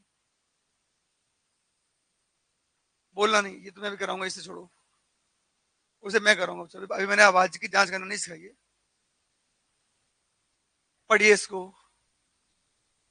बोलना नहीं, क्वेश्चन ये रहा, कौन सा करेक्ट नहीं है, आवाज किसी को करना नहीं है, जो भी पढ़ा करें मनम पढ़ा करें,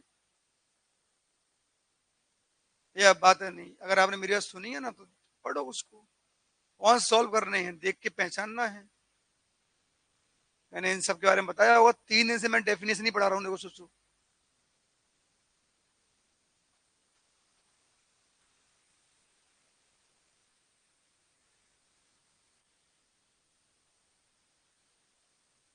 कौन सत्य नहीं है ये बताना है। चलिए, तो पीछे लोगिंग देखिए, बातें नहीं करना, तो पीछे जो आप कंसल्ट करके बोलते हैं, देखो आपने या तो मेरी बात सुनी नहीं। आपको मैंने कहा आप कॉम्पिटेटिव क्लास में आ गए हो, सबसे पहले बगल में पूछना और उसको बताना, ये बंद कर दो। सही है तो मन में रखो, गलत है तो मन में रखो। बगल में वो बच्चे पूछते हैं या बताते हैं रूटू सा में, जिन्हें अपने ऊपर विश्वास नहीं होता, वो बगल में बैठ के क्या कर रहे हैं, अपने आप को वेरीफाई कर रहे हैं। तुम भी नहीं बोल दो तो अंदर से ताकत आ जाए, रियल ये है। और ऐसे बच्चे कॉम्पिटिशन की लाइन में आगे बढ़ ही नहीं पाते।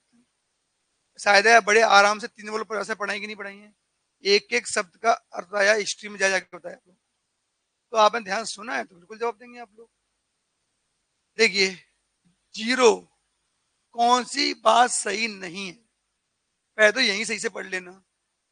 कई बच्चे यहाँ ये पढ़ लेते हैं सही है, आजकल वो उल्टा पूछे सही नहीं है। एक ना तो भाज्य और ना अभाज्य, बोलो ये पढ़ाया था। एक ना तो भाज्य में आती है और ना अभाज्य में आती है, क्योंकि भाज्य की डेफिनेशन है 2 फैक्टर, अभाज्य की और भाज्य की है 2 से अधिक, पर एक का एक ही फैक्टर होता है। तो बच्चों ये ना तो भाज्य में है ना अभाज्य में है, ये बात गलत नहीं है। ये कैसी है, सही है। और हमें क्या ढूंढना है बच्चों, गलत, ये सही है। एक दोनों में से नहीं आई है, और लिखाई भी होंगे आपको, देखो इस करके, जीरो ना धनात्मक है ना ऋणात्मक है, वो लिखाया है, बात सही है। जीरो ना पॉजिटिव है ना जीरो निगेटिव है, लिखाया होगा ये तो। और पी गुणा क्यू समय, ये छोड़ो, ये मुझे पता नहीं है। रूट दो अपर में, ये अभी पहले क्वेश्चन कराया था। ये 3 तो गारंटी से क्या है, सही है। और अगर ये सही है और फिर भी तुम पूछ रहे हो गलत, तो यही क्या है, गलत। क्यों गलत है वो मैं बताऊंगा, एक परीक्षा में क्यों तो ना करेंगे हम। 3 सही दिख गए ना, जब 3 सही दिख गए हैं तो 101% गारंटी है कि यही क्या होगा, गलत होगा। कॉमन सेंस भी तो है ना। पर क्यों बोलते, ये मेरा काम समझाना। पी का गुणा क्यू में करो और क्या आना चाहिए, एक इवन नंबर आना चाहिए, जबकि तो पी और क्यू हमेशा सम होंगे। ये कह रहे हैं पी भी सम होगा और क्यू भी सम होगा, तभी सम आएगा। ऐसा कोई जरूरी तो है नहीं। लो मैं पी को विषम ले रहा हूँ, किसी एक को सम विषम ले रहा हूँ। लो एक दो ले, अभी तो पढ़ाया था कि एक नंबर बस सम हो जाए, कोई भी एक सम हो जाए और गुणा करोगे तो रिजल्ट क्या आएगा, सम ही आएगा। तो देखो द्वितीय, हमने एक सम लिया और एक विषम लिया, तब भी क्या आया, सम संख्या। और आप कह रहे हैं पी और क्यू हमेशा क्या होंगे, क्या इनकी बात सही है। ये कह रहे पी भी सम आएगा और क्यू भी सम आएगा तो ही सम आएगा, ऐसा तो कोई है नहीं। दोनों में से अगर कोई भी एक नंबर सम हो गया तो आपका रिजल्ट क्या जाएगा, सम आ जाएगा। तो इन्हें ये वर्ड बोल के इन्हें गलती करती है, हमेशा नहीं बोलना था, या हमेशा से ईगो पैदा हो रहा है इसके अंदर, या हमेशा सम होंगे, नहीं। पी और क्यू सम होंगे ऐसे बोल देते हैं ना, शांति से ठंडे दिमाग से तुम मान लेते हैं कि सही है, पी और क्यू क्या होंगे, सम, सही है। पर हमेशा सम होंगे, ये बात कैसी है, समझ में आ गया पीछे लोग, ये हमेशा की वजह से क्या हो गया, गलत। क्लियर हुआ ना बच्चों, हमेशा का मतलब होता है यूनिवर्सली बोलना, क्या आप हमेशा के लिए बोल रहे हो, ऐसा ऐसा तो है नहीं। तो बताओ ये गलत होने की वजह समझ में आ गई लोगों को, बहुत। चलिए,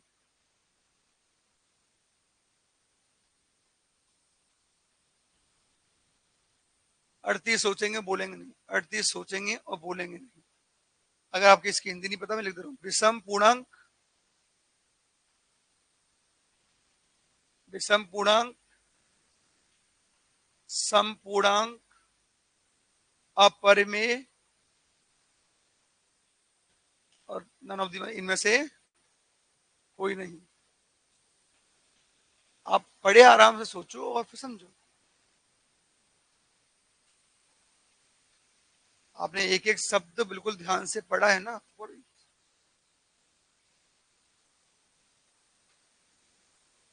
चलिए, तो हाँ भाई, गर्ल्स में से आप बोलेंगी पीछे से?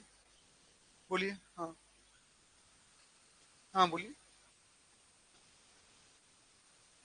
सब हाँ, पी, इवन इंटीजर्स, सही है इनका। तो अब जो नहीं कर पा रहे वो देखो बच्चों, एक्स धनात्मक समपूर्णांक है। एक्स एक तो कौन सा है बच्चों नंबर? पॉजिटिव।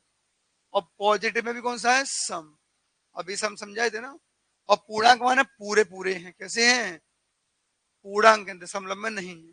लड़कियां तो एक्स का मान क्या क्या हो सकता है? 2 हो सकता है, 2 धनात्मक है, पूर्णांक है। 4 हो सकता है, 6 हो सकता है, कुछ भी ले लो, क्या फर्क पड़ रहा है? ऐसे कुछ नंबर मान लिया करो, जब भी ऐसी कोई भाषा आया करे बच्चों, ऐसे कोई नंबर अपनी मर्जी से लिख लिया करो। क्लियर हुआ पीछे लोग? पाई ऋणात्मक है, कैसा है बच्चों? पाई ऋणात्मक है, नेगेटिव में आएगा। और नेगेटिव में भी कौन सा है? विषम। एक आएगा, 3 हो सकता है। क्या आप लोग सहमत हैं जो मैंने बोला? जब भी परीक्षाओं में ऐसे कुछ लिख के आए तो अपनी मर्जी से कुछ अंक लिख लिया करो ऐसे, कि आप जो बोल रहे हो उसका मतलब ये है, और जो यहां बोला उसका मतलब। तो आप क्या पूछ रहे हैं? एक्स बाई, जब दो अक्षरों के बीच कोई चिन्ह तो इंटू होता है, तो आप पूछ क्या रहे हो? X into pi. बोलो बच्चों, क्या ये सही है पीछे? तो जो भैया पीछे बैठे हैं, बताओ, अगर मैं इसका गुणा करूंगा, एक्स इंटू एक गुणा करो, 2 का गुणा 1 में करना, 2 एक काम माइनस में आएगा, जातिया 12 आएगा, माइनस के आएगा, तो ये इवन नंबर है। क्यों? अभी ऊपर पढ़ाया, कोई भी एक इवन नंबर गुणा कर दोगे वो संख्या क्या बन जाएगी? इवन बन जाएगी। पर ये कौन सी इवन आई है? सम तो आई है। क्या ऋणात्मक सम आएंगी? तो आपका आंसर होगा ऋणात्मक सम। क्या होगा? और हाँ, क्या ये पॉइंटों में आई है कि पूरी पूरी आई है? तो पूर्णांक भी होगा। ठीक है, तो चलो बच्चों, अब बताओ, क्या ये विषम आई? गलत, पहला ऑप्शन गलत हो गया। बताइए, क्या इसमें कोई दिक्कत तो नहीं है? नहीं होनी चाहिए। क्या सम आई है? पूर्णांक आई है? सम है, पूर्णांक है। और क्या इस सवाल में कहीं ऑप्शनों में चिन्हों की कोई बात हो रही है? और किसी भी में कहीं पॉजिटिव या नेगेटिव लिखा हुआ है? नहीं, तो चिन्ह से कोई मतलब हमें है नहीं। बस ये बात समझ में आ रही है कि सम और पूर्णांक, तो सम और पूर्णांक सही है। हाँ, अगर यहाँ ऐसे लिखा होता कि पॉजिटिव सम पूर्णांक, नेगेटिव सम पूर्णांक, तो फिर हम चिन्ह भी देखते, और उस स्थिति में फिर हम नन ऑफ दी लगाने की सोच सकते थे। लेकिन अभी चिन्हों की बात हो ही नहीं रही। जब वो चिन्हों की बात कर नहीं रहे, तो हम भी चिन्हों की बात तो करेंगे नहीं। हम आंसर लगाएंगे इसका, सम तो है और पूर्णांक तो है, तो ये सम है, ये क्या है बच्चों? पूर्णांक। क्या क्लियर है? कोई दिक्कत हो तो बताओ इसमें, कोई क्वेश्चन हो मन में? तो आजकल ऐसे क्वेश्चनों की भरमार परीक्षा में आ रही है खूब। तो वो जानते हैं कि बच्चे को कहाँ उलझाना है। बच्चे को जब परिभाषाएं पढ़ाई जाती हैं, तो परिभाषाएं हर बच्चे ध्यान से नहीं सुनता। कहीं नींद आ रही होती है कभी, किसी को नींद आ रही होती है बैठे बैठे। तो ऐसे होते हैं, ये नेचुरली है, तुम्हारे अंदर नहीं। हर बच्चे को मैथ के मतलब एक ही महीने पता है कि सवाल बोलो, सवाल करना शुरू, सवाल बोलो, करना। बहुत कम बच्चे होते हैं समझने पे बिलीव करते हैं, और मैथ समझने पे ही आता है। क्लियर है? चलिए, अभाज्य संख्याओं के गुणनखंडों की संख्या, ये वो लोग क्लास में पढ़ाया था। अभाज्य संख्याओं कितने गुणनखंड होते हैं? 2। एसएससी जीडी का क्वेश्चन है ये ना। चलिए, 2। हाँ, ये बहुत अच्छा क्वेश्चन है, जरा पढ़ेंगे आप लोग, कंसीडर करेंगे इसका आंसर। बोलना नहीं, बस जिससे पूछे जाए बड़े गौर से जवाब देंगे।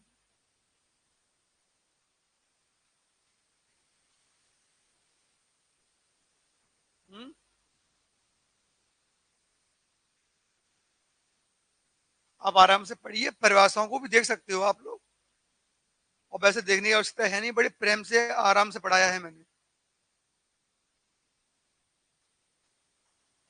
क्वेश्चन CHSL का आया हुआ है 2019।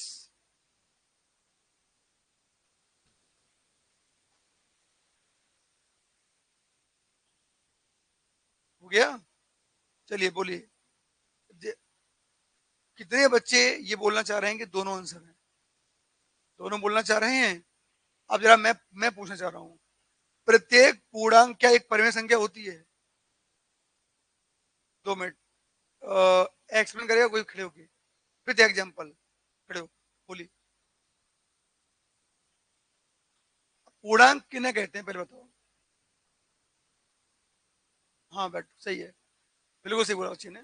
पूर्णांक 3 टाइप के होते हैं, पहले से बोलना पड़ेगा, या ये बोलना पड़ेगा कि सर संख्या रेखा पे जो भी लिखी है वो सब पूर्णांक है, सब पूर्णांक है। हाँ, उसमें कुछ पॉजिटिव है, कुछ नेगेटिव है, कुछ, तो बताओ क्या इन सबको हम पूर्णांक कहते हैं? वो बच्चे ने बिल्कुल सही बोला इन्होंने, क्या ये सब पूर्णांक है? बोलो। जब भी कोई पूछे प्रूव करो इस बात को, पूर्णांक, तो पूर्णांक फिर एक नहीं ना, सब बना देना। पूर्णांक तीन ही, पॉजिटिव, नेगेटिव और जीरो। अब कह रहे हैं पूर्णांक परिमेय, परिमेय किसे कहते हैं? जिस जो P अपॉन Q में बनाई बनाई जा सके या बनी हो, कि सबके बटे में। तो क्या अब हम ये बात स्पष्ट तरीके से कह सकते हैं कि दुनिया का हर पूर्णांक क्या होता है? परिमेय होते हैं। पूर्णांक तो यही होते हैं बस, इनके अलावा दुनिया में कोई पूर्णांक है नहीं। संख्या रेखा पर लिखे वो सब क्या है? पूर्णांक है, या तो पॉजिटिव या नेगेटिव या जीरो। और सबके बटे में हम एक लगा सकते हैं, अर्थात सब क्या बन सकते हैं? P upon. तो जो बोलेंगे वो प्रूफ भी करने की हिम्मत हमें अंदर होनी चाहिए। तो बताओ क्या ये बात 101% सही है? किसी को कोई डाउट है इसमें? बोलो, प्रत्येक परिमेय संख्या वास्तविक होती है। तो जो भी परिमेय होगी वो होगी कहां? संख्या। और जो संख्या रेखा पे होती है वो सब वास्तविक। और इतना सोचना ही नहीं है, दुनिया में एक ही तो काल्पनिक है, एक ही काल्पनिक है, कौन? रोड और बाय छोड़ के सब क्या है? खत्म। चाहे वो परिमेय हो तो वास्तविक, अपरिमेय हो तो वास्तविक, पॉइंट में हो तो वास्तविक, बटे में हो तो वास्तविक, केवल रूट 2 को छोड़, रूट के अंदर माइनस छोड़ के सब वास्तविक। तो ये बात तो सही है। बताओ आंसर। आपके अंदर से ज्ञान अपने आप निकलेगा, थोड़ा सोच के बोलना है लेकिन। चलिए भैया, दोनों सही है। चलो इन्हें विचार तो करना पड़ेगा इन पे भी।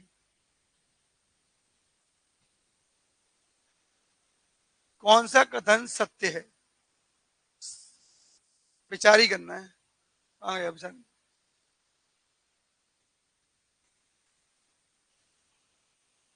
करिए विचार, बात नहीं करना।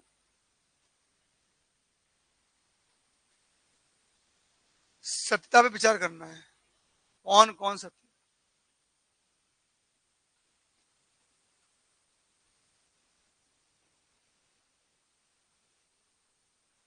2 मिनट।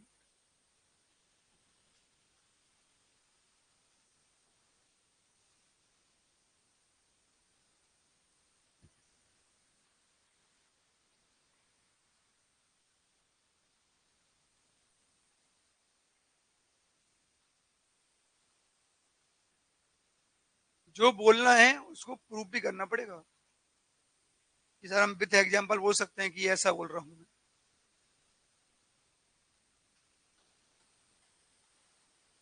चले, हो गया सर? तो जिसको लग रहा है कि मैं बोल सकता हूँ या सकती हूँ, वो जरा हाथ करें कि ये कौन बोल सकता है अपना आंसर। और सब बोलना चाहिए मेरे साथ, कॉम्पिटिशन सब कर रहे हैं ना, तो मैं ही खड़ा कर दूंगा, ऐसे कोई खड़ा हो। चलिए आप खड़े हो। हाँ बोलिए, क्या लगाना चाह रहे हो आंसर? सिर्फ बोलो। सी लगाना चाह रहे हो? मतलब आपके अनुसार दूसरा और तीसरा सत्य है? सही है? सत्य का दोगी? आइए जरा बोर्ड पे आइए। जब जवाब दिया है तो बोलना ही पड़ेगा ना, सत्य है तो बोलेगी। आप मुझे बता दीजिए, क्या हर वास्तविक अपरिमेय होती है? आपने दूसरा बोला है, मुझे बताइए क्या हर वास्तविक अपरिमेय है? बोले ना, बोले तो। चलो वास्तविक किन्हें कहते हैं मुझे बताइए। जिन्हें नंबर लाइन पे लिख सकते हैं। Very good. ऐसे तर्क किया करो अपने आप से, कभी गलत नहीं होगा। बोलो। तो आप कह रही हो हर वास्तविक, मैंने लिख दी वास्तविक, आपके अनुसार हर वास्तविक अपरिमेय है, मतलब मैं 4 को हल नहीं कर सकता हूँ। अपरिमेय किसे कहते हैं? जिसे हल नहीं कर सकता हूँ। मैं तो 4 को हल कर पा रहा हूँ, 4/1 बन पा रही है p/q। तो आप कह रही हो जो वास्तविक हैं वो सब अपरिमेय है, मतलब मैं किसी को हल कर नहीं सकता हूं।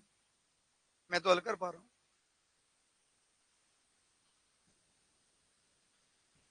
तो उसका चीज क्यों नहीं बोलने को कहा? ऑप्शन यहां है कि ऊपर है? बैठो बैठो। तो बताओ भैया, किन किन लोगों का ये दूसरा वाला गलत था? क्या अब बताओ, सभी लोग रीजन समझ में आ गया? क्या हर वास्तविक अपरिमेय हो सकती है क्या? सुनो, अब याद कर लो। हर वास्तविक ना तो परिमेय हो अपरिमेय हो सकती है ना परिमेय।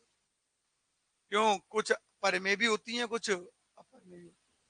इनके जो वास्तविक होंगी वो ये होंगी, इनके बीच में कुछ बार वाली भी होंगी, कुछ सी भी होंगी जो हल नहीं होती होंगी। जैसे मैं कहूँ √2, क्या √2 यहीं कहीं होगा? बोलो बोलो, हाँ है ना? और √2 क्या है? अपरिमेय। दो कौन है? परिमेय। तो वास्तविक संख्याएं परिमेय भी होती हैं और अपरिमेय। वास्तविक परिमेय भी होंगी और अपरिमेय होंगी। तो वास्तविक परिमेय भी हो सकती हैं और अपरिमेय भी हो सकती हैं। तो आप यहां लिख रहे हो हर वास्तविक अपरिमेय होती है, ये बात गलत है। आप बोलोगे हर वास्तविक परिमेय भी हो सकती है और अपरिमेय भी हो सकती है, कोई एक तो हो ही नहीं सकती। ना हर वास्तविक परिमेय होगी, ना हर वास्तविक अपरिमेय। कुछ परिमेय होंगी, कुछ अपरिमेय होंगी। दैट मीन्स ये तो क्या है? साफ साफ गलत है। तो थोड़ा ऐसे विचार करना पड़ेगा, ऐसे नहीं बोलना है, ठीक है? अच्छा, हर पीछे लोग, हर प्राकृतिक संख्या वास्तविक होती है? बोलो, जितनी भी अभी प्राकृतिक लिखवाई थी, क्या वो सब नंबर लाइन पे होती हैं? हर प्राकृतिक संख्या क्या होगी? नंबर लाइन पे तो होगी। प्राकृतिक किन्हें कहते हैं? एक एक नंबर लाइन पे है, 2 3 4 5 6। बोलो, क्या हर संख्या जो प्राकृतिक होगी वो वास्तविक होगी? अच्छा यार सुनना पीछे लोग, अगर मैं इसे उल्टा लिख दूं तो वास्तविक यहां लिख दूंगा, प्राकृतिक यहां लिख दूं तो नहीं हो सकती। हर वास्तविक प्राकृतिक नहीं हो सकती, क्योंकि 0 भी वास्तविक है। क्या प्राकृतिक है?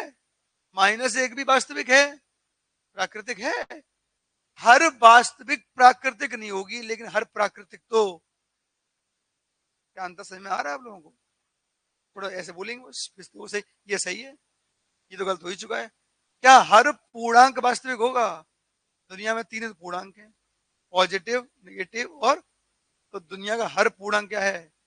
वास्तविक है। तो पूर्णांक होंगे कहां? संख्या रेखा पे होंगे। सही है। प्रत्येक परिमेय वास्तविक होती है। दुनिया में जो भी परिमेय होंगी वो होंगी कहां? संख्या लाइन पे ही होंगी। तो ये भी क्या है? पहला, तीसरा, चौथा। क्या समझ में आ रहा है? इनको पढ़ने के लिए थोड़ा बहुत ज्यादा ज्ञान लगाना पड़ेगा परीक्षा में, और जो पढ़ा है बस सबको लगाइए आप लोग। चलिए, तो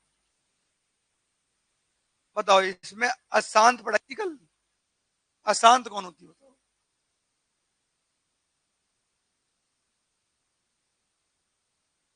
शांत उन्हें कहते हैं जो भाग दे पे पूरी ना कटे। और इसकी एक शॉर्ट ट्रिक सिखाई थी कि बटे में 2 या 5 के, देखो ये 6 किससे बनेगा? 2 और 3 से, और ये अशांत हो जाएगी। भाग दोगे कभी पूरा नहीं कटेगा। सिंपल शॉर्ट ट्रिक थी। 2 या 5 के अलावा बटे में कुछ भी दिख रहा है, डायरेक्ट या इनडायरेक्ट, वो कैसी होगी? तो ये 6 किससे बनेगा? 2 और 3 से। और 3 से बनने वाला, 7 से बनने वाला सब क्या होती हैं? आसान। 6 का भाग दोगे कभी खत्म नहीं होगा। क्लियर हुआ बच्चों? पढ़ाया था क्लास में, सुना हुआ? चलिए, अब ये सिंपल सिंपल चीजें खुद करेंगे आप लोग कल। कल एक काम करेंगे सभी लोग, आज का टास्क दे रहा हूँ, कल चेक जरूर होगा। 1 से लेके 45 तक, कहाँ से लेके 1 to 45 तक। पिछले हम लोग शायद सोमवार से पढ़ रहे हैं, आज शनिवार हो गया है, बहुत कुछ सिखाया गया है। 1 से लेके 45 तक आपकी कॉपियों में फेयर कॉपी चेक होगी कि 45 तक सवाल होने चाहिए, मतलब क्वेश्चन मैं पूछूं वो आना चाहिए, हो जाएगा। चलिए, 1 से लेके 45 तक जो जो नहीं आएंगी, जो डाउट्स में होंगे वो मैं कराऊंगा। डाउट क्लियर कब होंगे? जब मुझे पता पड़े। ठीक, तो चलो भाई, तो लगा लीजिए। अच्छा रहेगा कि एक फेयर बनाते रहो, मैं फेयर चेक करूंगा, इसमें थोड़ा अलग कर रहा हूँ क्वेश्चन, क्योंकि आप जब रफ में लगाते हो मैं ये समझ नहीं पाता कि लगाए गए हैं कि नहीं लगाए गए हैं। तो जब लगा भी रहे हैं तो बेशक राइटिंग कैसी भी हो, नो मैटर, क्वेश्चन संख्या क्रम से होनी चाहिए, तो क्लियर होना चाहिए कि सवाल लगे हैं। तो क्वेश्चन संख्या 1, क्वेश्चन संख्या 2, क्वेश्चन संख्या 3 क्लियर है, क्योंकि आप लोगों के पास बढ़िया बढ़िया टेक्निक्स है बहाने बनाने वाली, तो मैं उस पर जाऊंगा नहीं इस बार। आप ऐसे करके लिखोगे, एक अलग कॉपी होगी और उस पर लिखे जाएंगे। क्लियर है भाई? क्रम से कल क्वेश्चन 45 होने चाहिए, नहीं आने पे पनिशमेंट तो हमेशा इतना मिलेगा ही मिलेगा कुछ ना कुछ। चलिए, जिनके पास बुकलेट है सबके पास, तो सबके पास अभी बुकलेट नहीं ली हो कोई दिक्कत नहीं है, उसका मैं इंतजाम कर दे रहा हूँ। हाँ, जिनके पास टेलीग्राम नहीं है वो आज अपने मोबाइल में टेलीग्राम अपलोड कर लेना, और टेलीग्राम चैनल पे कोचिंग का नाम लिख देना कैरियर क्रिएटर सुनील सर। तो उस कैरियर क्रिएटर सुनील सर, तो उस पर मैं ये पीडीएफ डाल दे रहा हूँ पूरा, वहां से आप क्वेश्चन ला, ठीक है? और नहीं पीडीएफ ले ही लो अब तो, ठीक है ना? चलिए, अभी डाल दे रहा हूँ, आज ही है ना।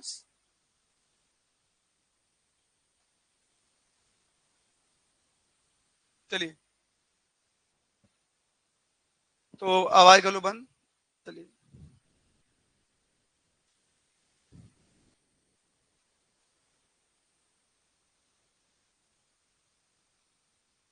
चलो, रीजनिंग में हम लोगों ने कल दिशा पे काम करना शुरू कर दिया था क्या? चलिए भैया, बात बंद कर लो पीछे।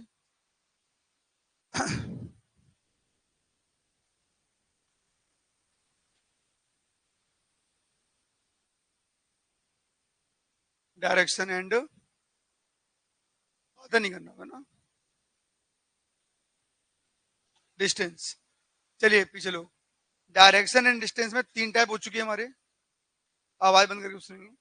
आज करेंगे केवल प्रैक्टिस, कोई नया नियम नहीं है आज। कल हमने आपको दूरियां निकालना सिखाई थी, एक बहुत बड़ा सवाल भी कराया था 8 8 वाला, और दूरियां निकालना सिखाई थी। अब ये दिखाओ कि हम पिछले 6 दिन से पढ़ रहे हैं और आप लोगों ने कितना 6 दिन में मुझसे सीखा है, तब मैं आपको अगला टाइप चेंज करूंगा।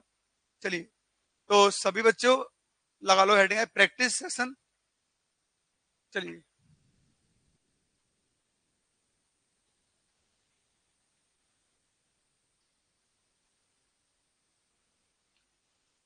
पीछे भाई बात नहीं करना है ना।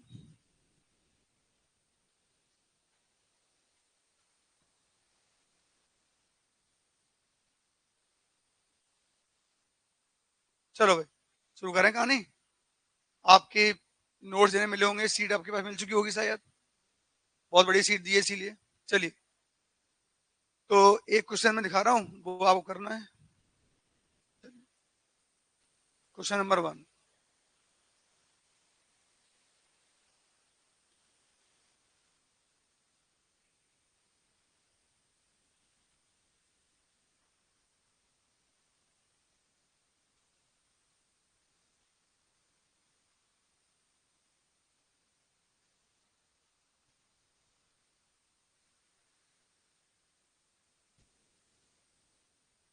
चलिए, लग जाएगा।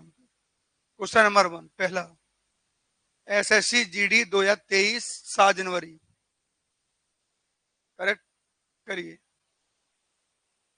यहाँ से सारे क्वेश्चन प्रीवियस ईयर हैं पेपर में, हर एक क्वेश्चन पेपर का आया हुआ है यहाँ से, जीडी के हैं, कुछ पुलिस के हैं। करिए, कल जो पढ़ाया था वही सवाल में। आंसर किसी को बोलना नहीं है, बस बोल करना है।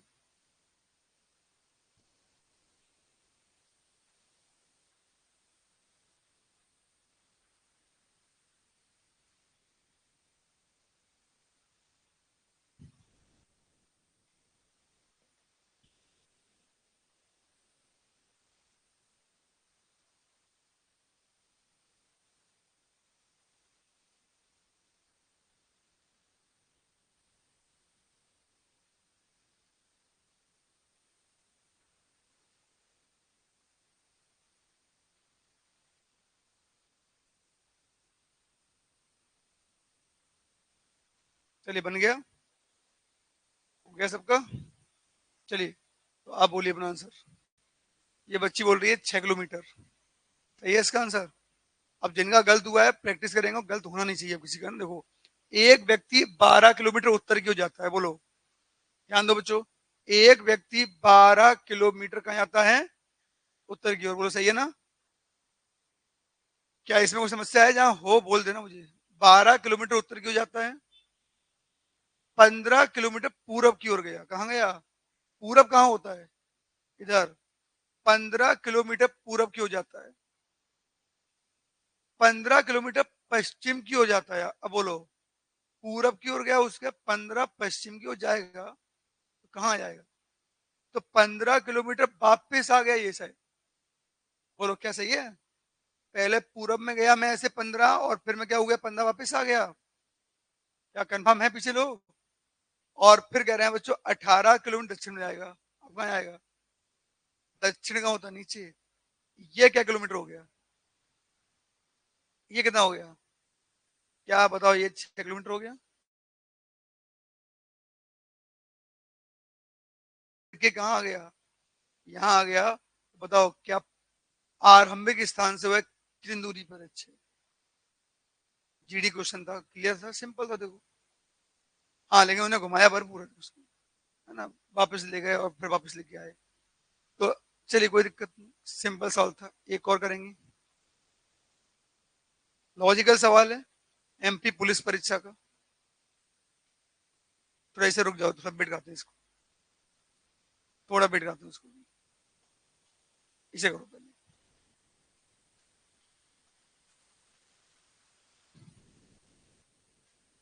क्वेश्चन आया है यूपी कांस्टेबल परीक्षा का।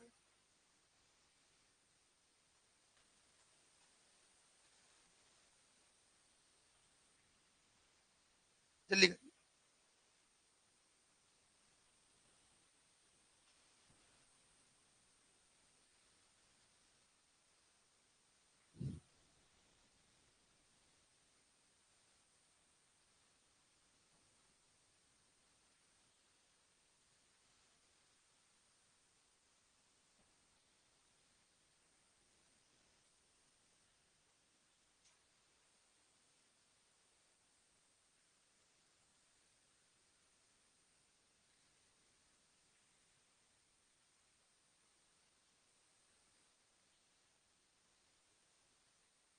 चलिए हुआ। हाँ तो जैसे पूछे वही वही आंसर बोलेगा, बाकी नहीं बोलेंगे। चलिए जैसे आप भैया आगे से बोलो। बन गया कि नहीं बना? बनाओ बनाओ बनाओ, बनाओगे बना, नहीं बनाओ, टाइम दे रहा हूँ।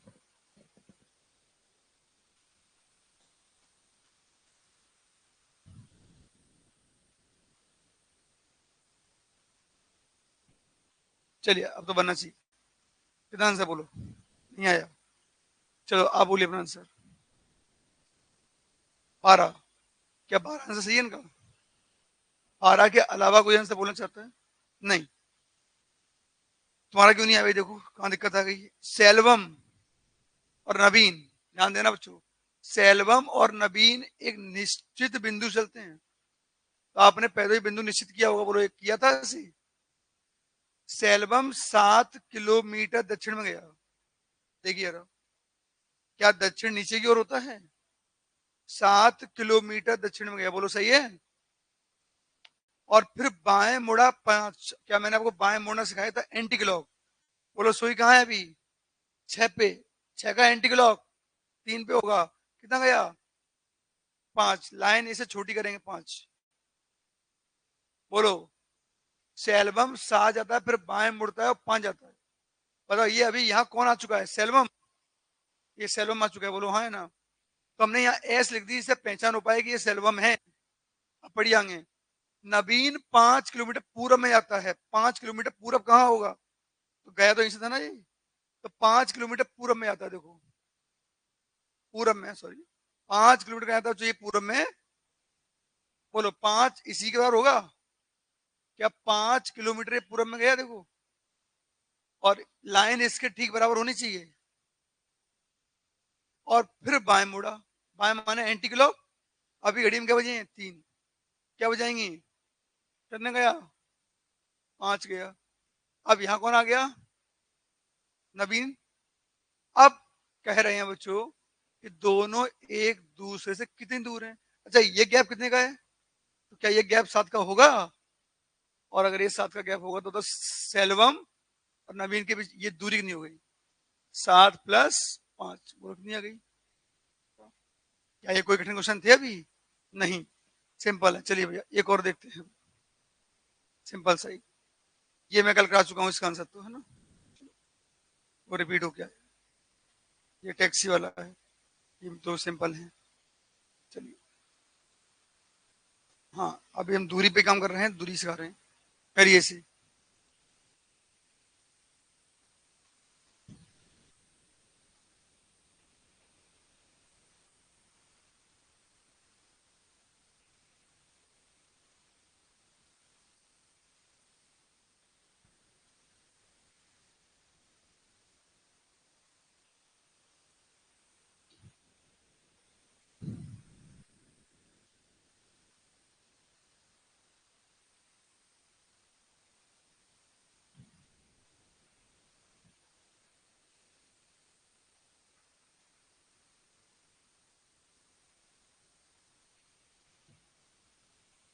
हो गया? पूछ लेते हैं एक बार क्वेश्चंस। चलिए भैया, जिन्हें कर पाया हो। गर्ल्स में कोई बोलना चाह रही है? बोलिए आंसर। 5 आ रहा है इनका? बताइए बच्चों। 5 सिंपल सवाल बोल रहे हैं, प्रैक्टिस कर रहे हैं। सिंपल से किया मैंने। अपने कार्यालय से, कहां से बच्चों? ऑफिस में मैं 8 मीटर दक्षिण गया। अपने ऑफिस से, ये मेरा क्या हो गया? और मैं दक्षिण में गया हूं कितना? 8। क्लियर? फिर मैं बाएं मुड़ा। अच्छा, बाएं माने एंटी क्लॉक। बताओ मेरा मुंह अभी कहाँ है? दक्षिण में, मतलब 6 बजे की तरफ। एंटी क्लॉक कहाँ होगा? इधर। कितना गया? 3। बहुत छोटी होनी चाहिए लाइन। लाइनों का विशेष ध्यान रखा गया, छोटी बड़ी का ना। फिर मैं 4 किलोमीटर उत्तर में गया। उत्तर कहाँ होता है? ऊपर। 4 गया तो क्या इसकी बिल्कुल आधी लाइन होनी चाहिए? 4 हो गई, बोलो है ना? अब मैं अपने ऑफिस से कितनी दूर हूँ? तो बच्चों, क्या यहाँ ऑफिस था, यहाँ मैं हूँ। अब यहाँ से दूरी कितनी है? अगर भी दूरी पूछता हूं तो ऐसा कभी नहीं करना, वो यहाँ कहीं न्यूनतम या अधिकतम लिखा नहीं है।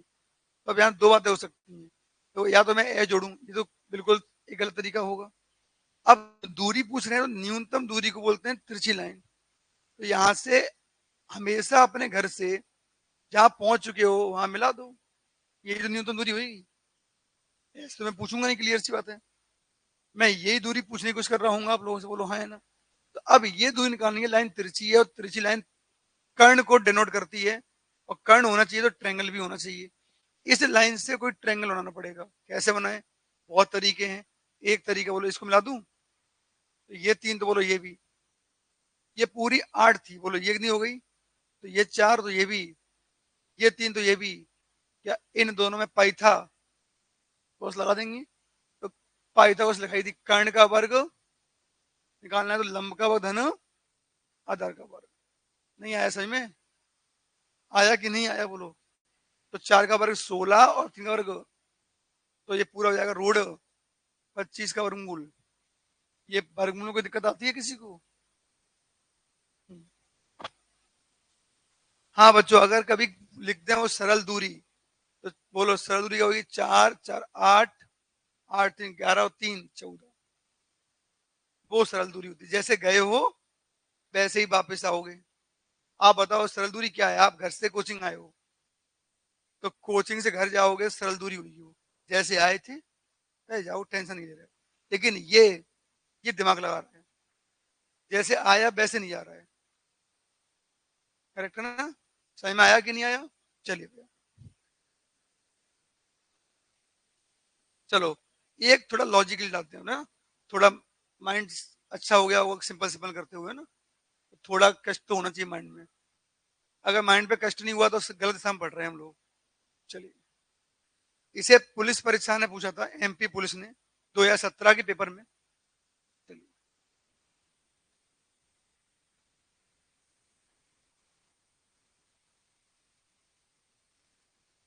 कठिन नहीं है, लॉजिक लगाना बस।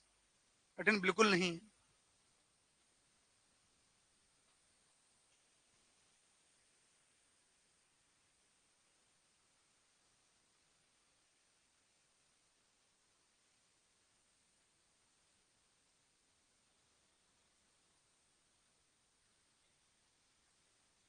रीजनिंग पढ़ रहे हो, तर्क करने की क्षमता होनी चाहिए, तर्क करिए। एमपी लेवल के लिए आया है तो कठिन तो नहीं होना चाहिए, वो भी 2017 में।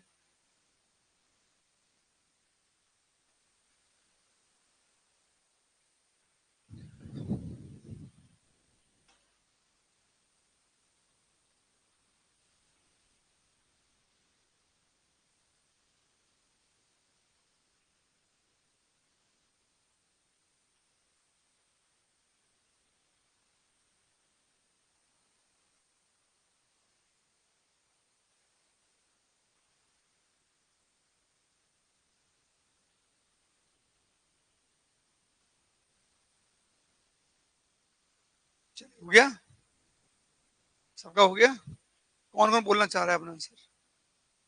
नहीं हुआ अभी, करो। तो कांस्टेबल पास कैसे करेंगे? पेपर में बहुत सारे क्वेश्चन ऐसे आते हैं जो लॉजिक से, चलिए, जो बोलना चाहे वो अपने हाथों पकड़ सकते हैं। पश्चिम, तो ये बच्ची बोल रही है, होशियार बच्ची भी है वैसे। पश्चिम, तो सही तो होना चाहिए इसका वैसे, इसलिए बोल दिया हमने। ये भी लॉजिक हो सकता है। तो कर देंगे सॉल्व आगे, अब तो यहाँ जवाब देना पड़ेगा, देखो ना, आ जाइए। और अगर अब गलत हुआ तो तुम्हारे डंडे पक्के हैं। चलो, हाँ ऐसा भी हो सकता है, तो हम तुम्हारी बात को दो करो। हाँ भैया जरा देख लीजिए।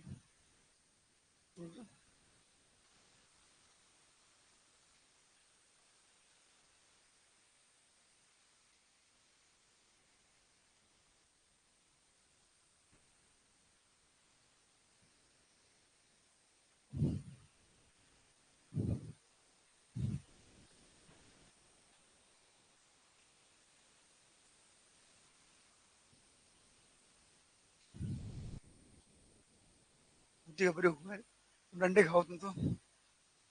देखो भाई, जरा इन्हें जो समझाया उससे थोड़ा और आसान शब्दों में समझिए। देखिए, एक वर्गा का छात्रावास है, मतलब छात्रावास मतलब हॉस्टल मान लीजिए आप, क्या मान लीजिए, हॉस्टल। बस थोड़ा ध्यान देना चाहिए, लिखने के ढंग को और करेक्ट करते हैं, सोचा सही है लॉजिक, लिखने के ढंग को करेक्ट करते हैं। देखिए, ये हो गया वर्गाकार आपका, क्लियर, हॉस्टल मान लीजिए। कभी आपने कैंपस देखे हैं ऐसे हॉस्टल वाले कैसे होते हैं? कभी हॉस्टल देखे होंगे तो कैंपस कैसे होते हैं, ऐसे बीच में होता है एक आंगन, देखा आप लोगों ने? जहां खड़े हो गए अपन, चारों तरफ घुमाओगे तो कमरे में दिखेंगे, देखा है ना आप लोगों ने?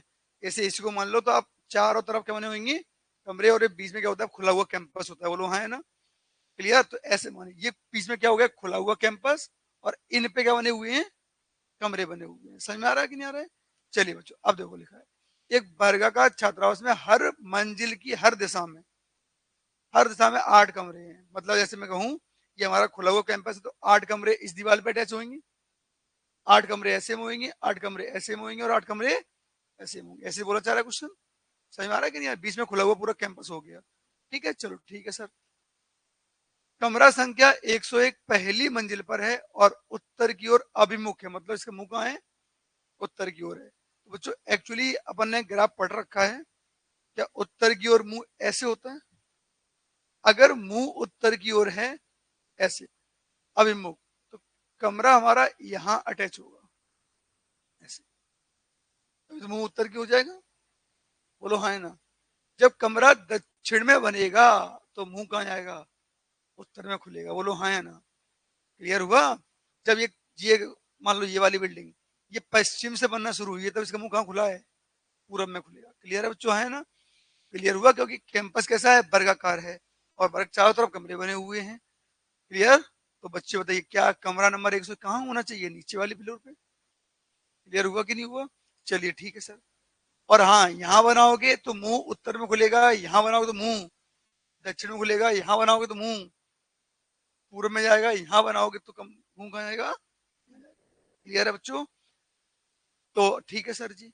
कमरा नंबर 101 पहली मंजिल पर है, उत्तर की ओर मुंह, तो मैं यहाँ मान रहा हूँ। और फिर घूम कैसे रहे हैं, कमरों की संख्या दक्षिणावर्त घूमेगी, मतलब क्लॉक तो ऐसे घूमेगी। बोलो हाँ है ना, क्लॉक वाइज घूमेगी। ठीक है, तो सब बच्चे गिनो मेरे साथ, चलो बच्चे भी गिनो। ये कौन सा होगा, कमरा नंबर 100। यहाँ क्यों मान रहा हूँ, समझ में आया? अब बताओ इस पे 8 कमरे बनेंगे, तो बोलो इस पे लास्ट कमरा कौन सा आएगा, ये बताओ। 101, 102, 103, 104, जब गिनती 1 शुरू हुई तो बच्चों 8 पे जाएगी। 106, 107 और 101, 2, 3, 4, 5, 6, 7, जब गिनती शुरू 1 पे हो रही है, इसका मतलब लास्ट गिनती 8 पे खत्म होगी। बोलो यहाँ 108 हो गया, बोलो। अब कमरा घूमेंगे कैसे बच्चों, क्लॉक वाइज। क्या ये क्लॉक वाइज घूम रहा है, देखो। अब कहाँ जाएगा, ऊपर की ओर। बताओ यहाँ कमरा नंबर शुरू किससे होगा, 109 शुरू होगा। और बताओ 109 से शुरू होगा, तो बताओ अंतिम कमरा कौन सा होगा, जल्दी बोलो। 8 कमरे बनाना पड़ेंगे, जल्दी बोलो। तो 109 पे शुरू हो रहे हैं, और 8 कमरे करेगा, 8 जोड़ 2 इसमें 100, बोला होंगे। 9, 10, 11, 12, 13, 14, 15, 16, क्यों 9 भी तो गिनती में आएगा। सही में आया कि नहीं आया? और अब बताओ ये पीछे लो, क्लियर हुआ? अपन को कहाँ पहुंचना है, 125। अब अगला यहाँ 170 नंबर कमरा होगा, वो तो यहाँ 124 नंबर होगा, बोलो हाँ है ना? गिना के दिखाऊं कैसे? अब बताओ 125 रुका होगा, ऐसे में होगा कि नहीं होगा? तो ये कौन सा कमरा हो गया, बोलो 125वां कमरा हुआ। बताओ इसका मुंह कहाँ खुल रहा है, तो इन्हें क्या बोलो, 125 किस दिशा में अभिमुख है, तो 125 का मुंह देखो कहाँ जा रहा है, दिशा कौन सी बताओ ये वाली, पश्चिम। क्या क्लियर हुआ पीछे लोगों का? तो 125वां कमरा कहाँ है, पश्चिम में। हाँ, इस बच्ची ने इसको इस प्रकार से नोट किया था, तो इसका मुंह अब दिशाओं को अपोजिट किया, ठीक। नोट करिए। तो ये क्वेश्चन था कि लॉजिक था केवल एक, अब फंस गया लॉजिक में। ठीक है, तो कई बार परीक्षा में रीजनिंग पढ़ रहे हैं, केवल रूल पे डिपेंड नहीं रहना है। रीजनिंग में आपको अपने दिमाग का प्रयोग समय समय करना है, और नाम ही क्या है उसका, रीजन। यार लॉजिक को, जहाँ रूल होते हैं वो मैथ होता है, और जब रूल कम है तर्क ज्यादा है, वो कौन है, रीजनिंग। हाँ, तर्क रूल भी मिलेंगे आप लोगों को। चलिए भैया, तो आगे बढ़ते हैं एक बार और। चलिए करिए। 39 नंबर चित्र बना के दिया गया, यूपी पुलिस का क्वेश्चन। एक और करते हैं।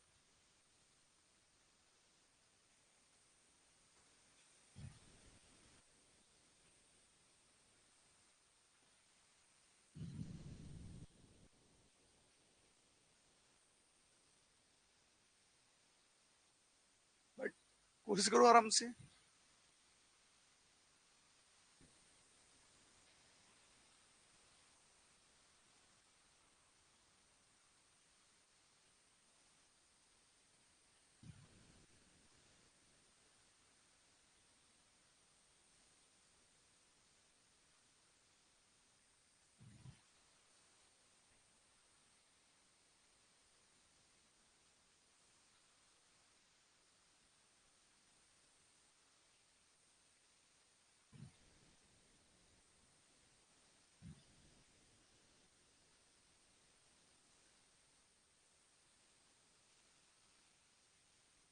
तो देखो सिंपल है, आपको ग्राफ भी तैयार मिला है पूरा, कुछ करना भी नहीं है ना? कितना आंसर बोलो।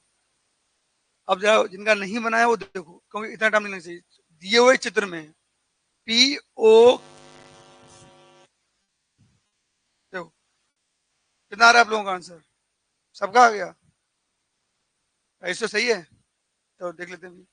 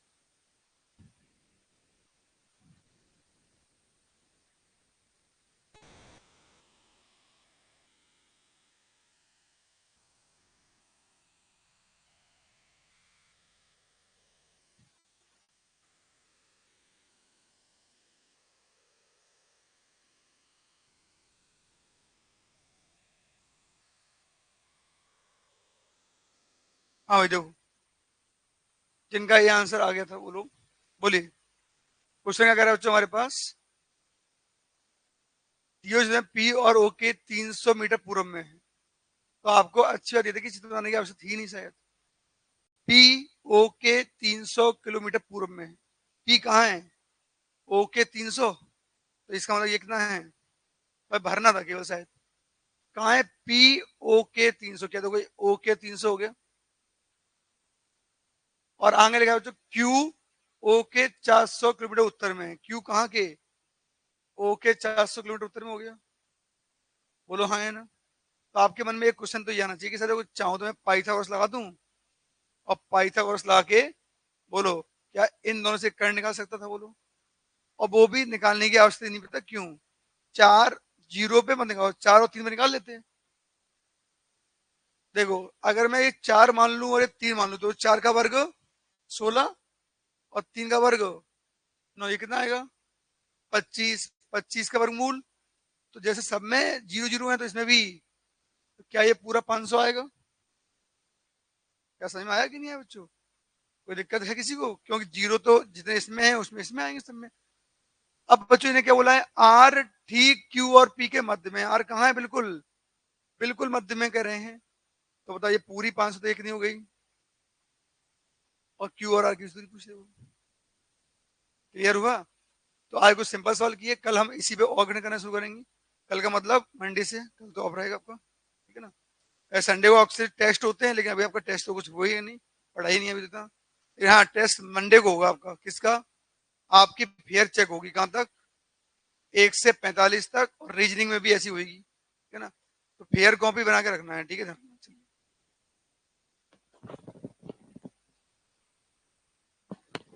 चलिए।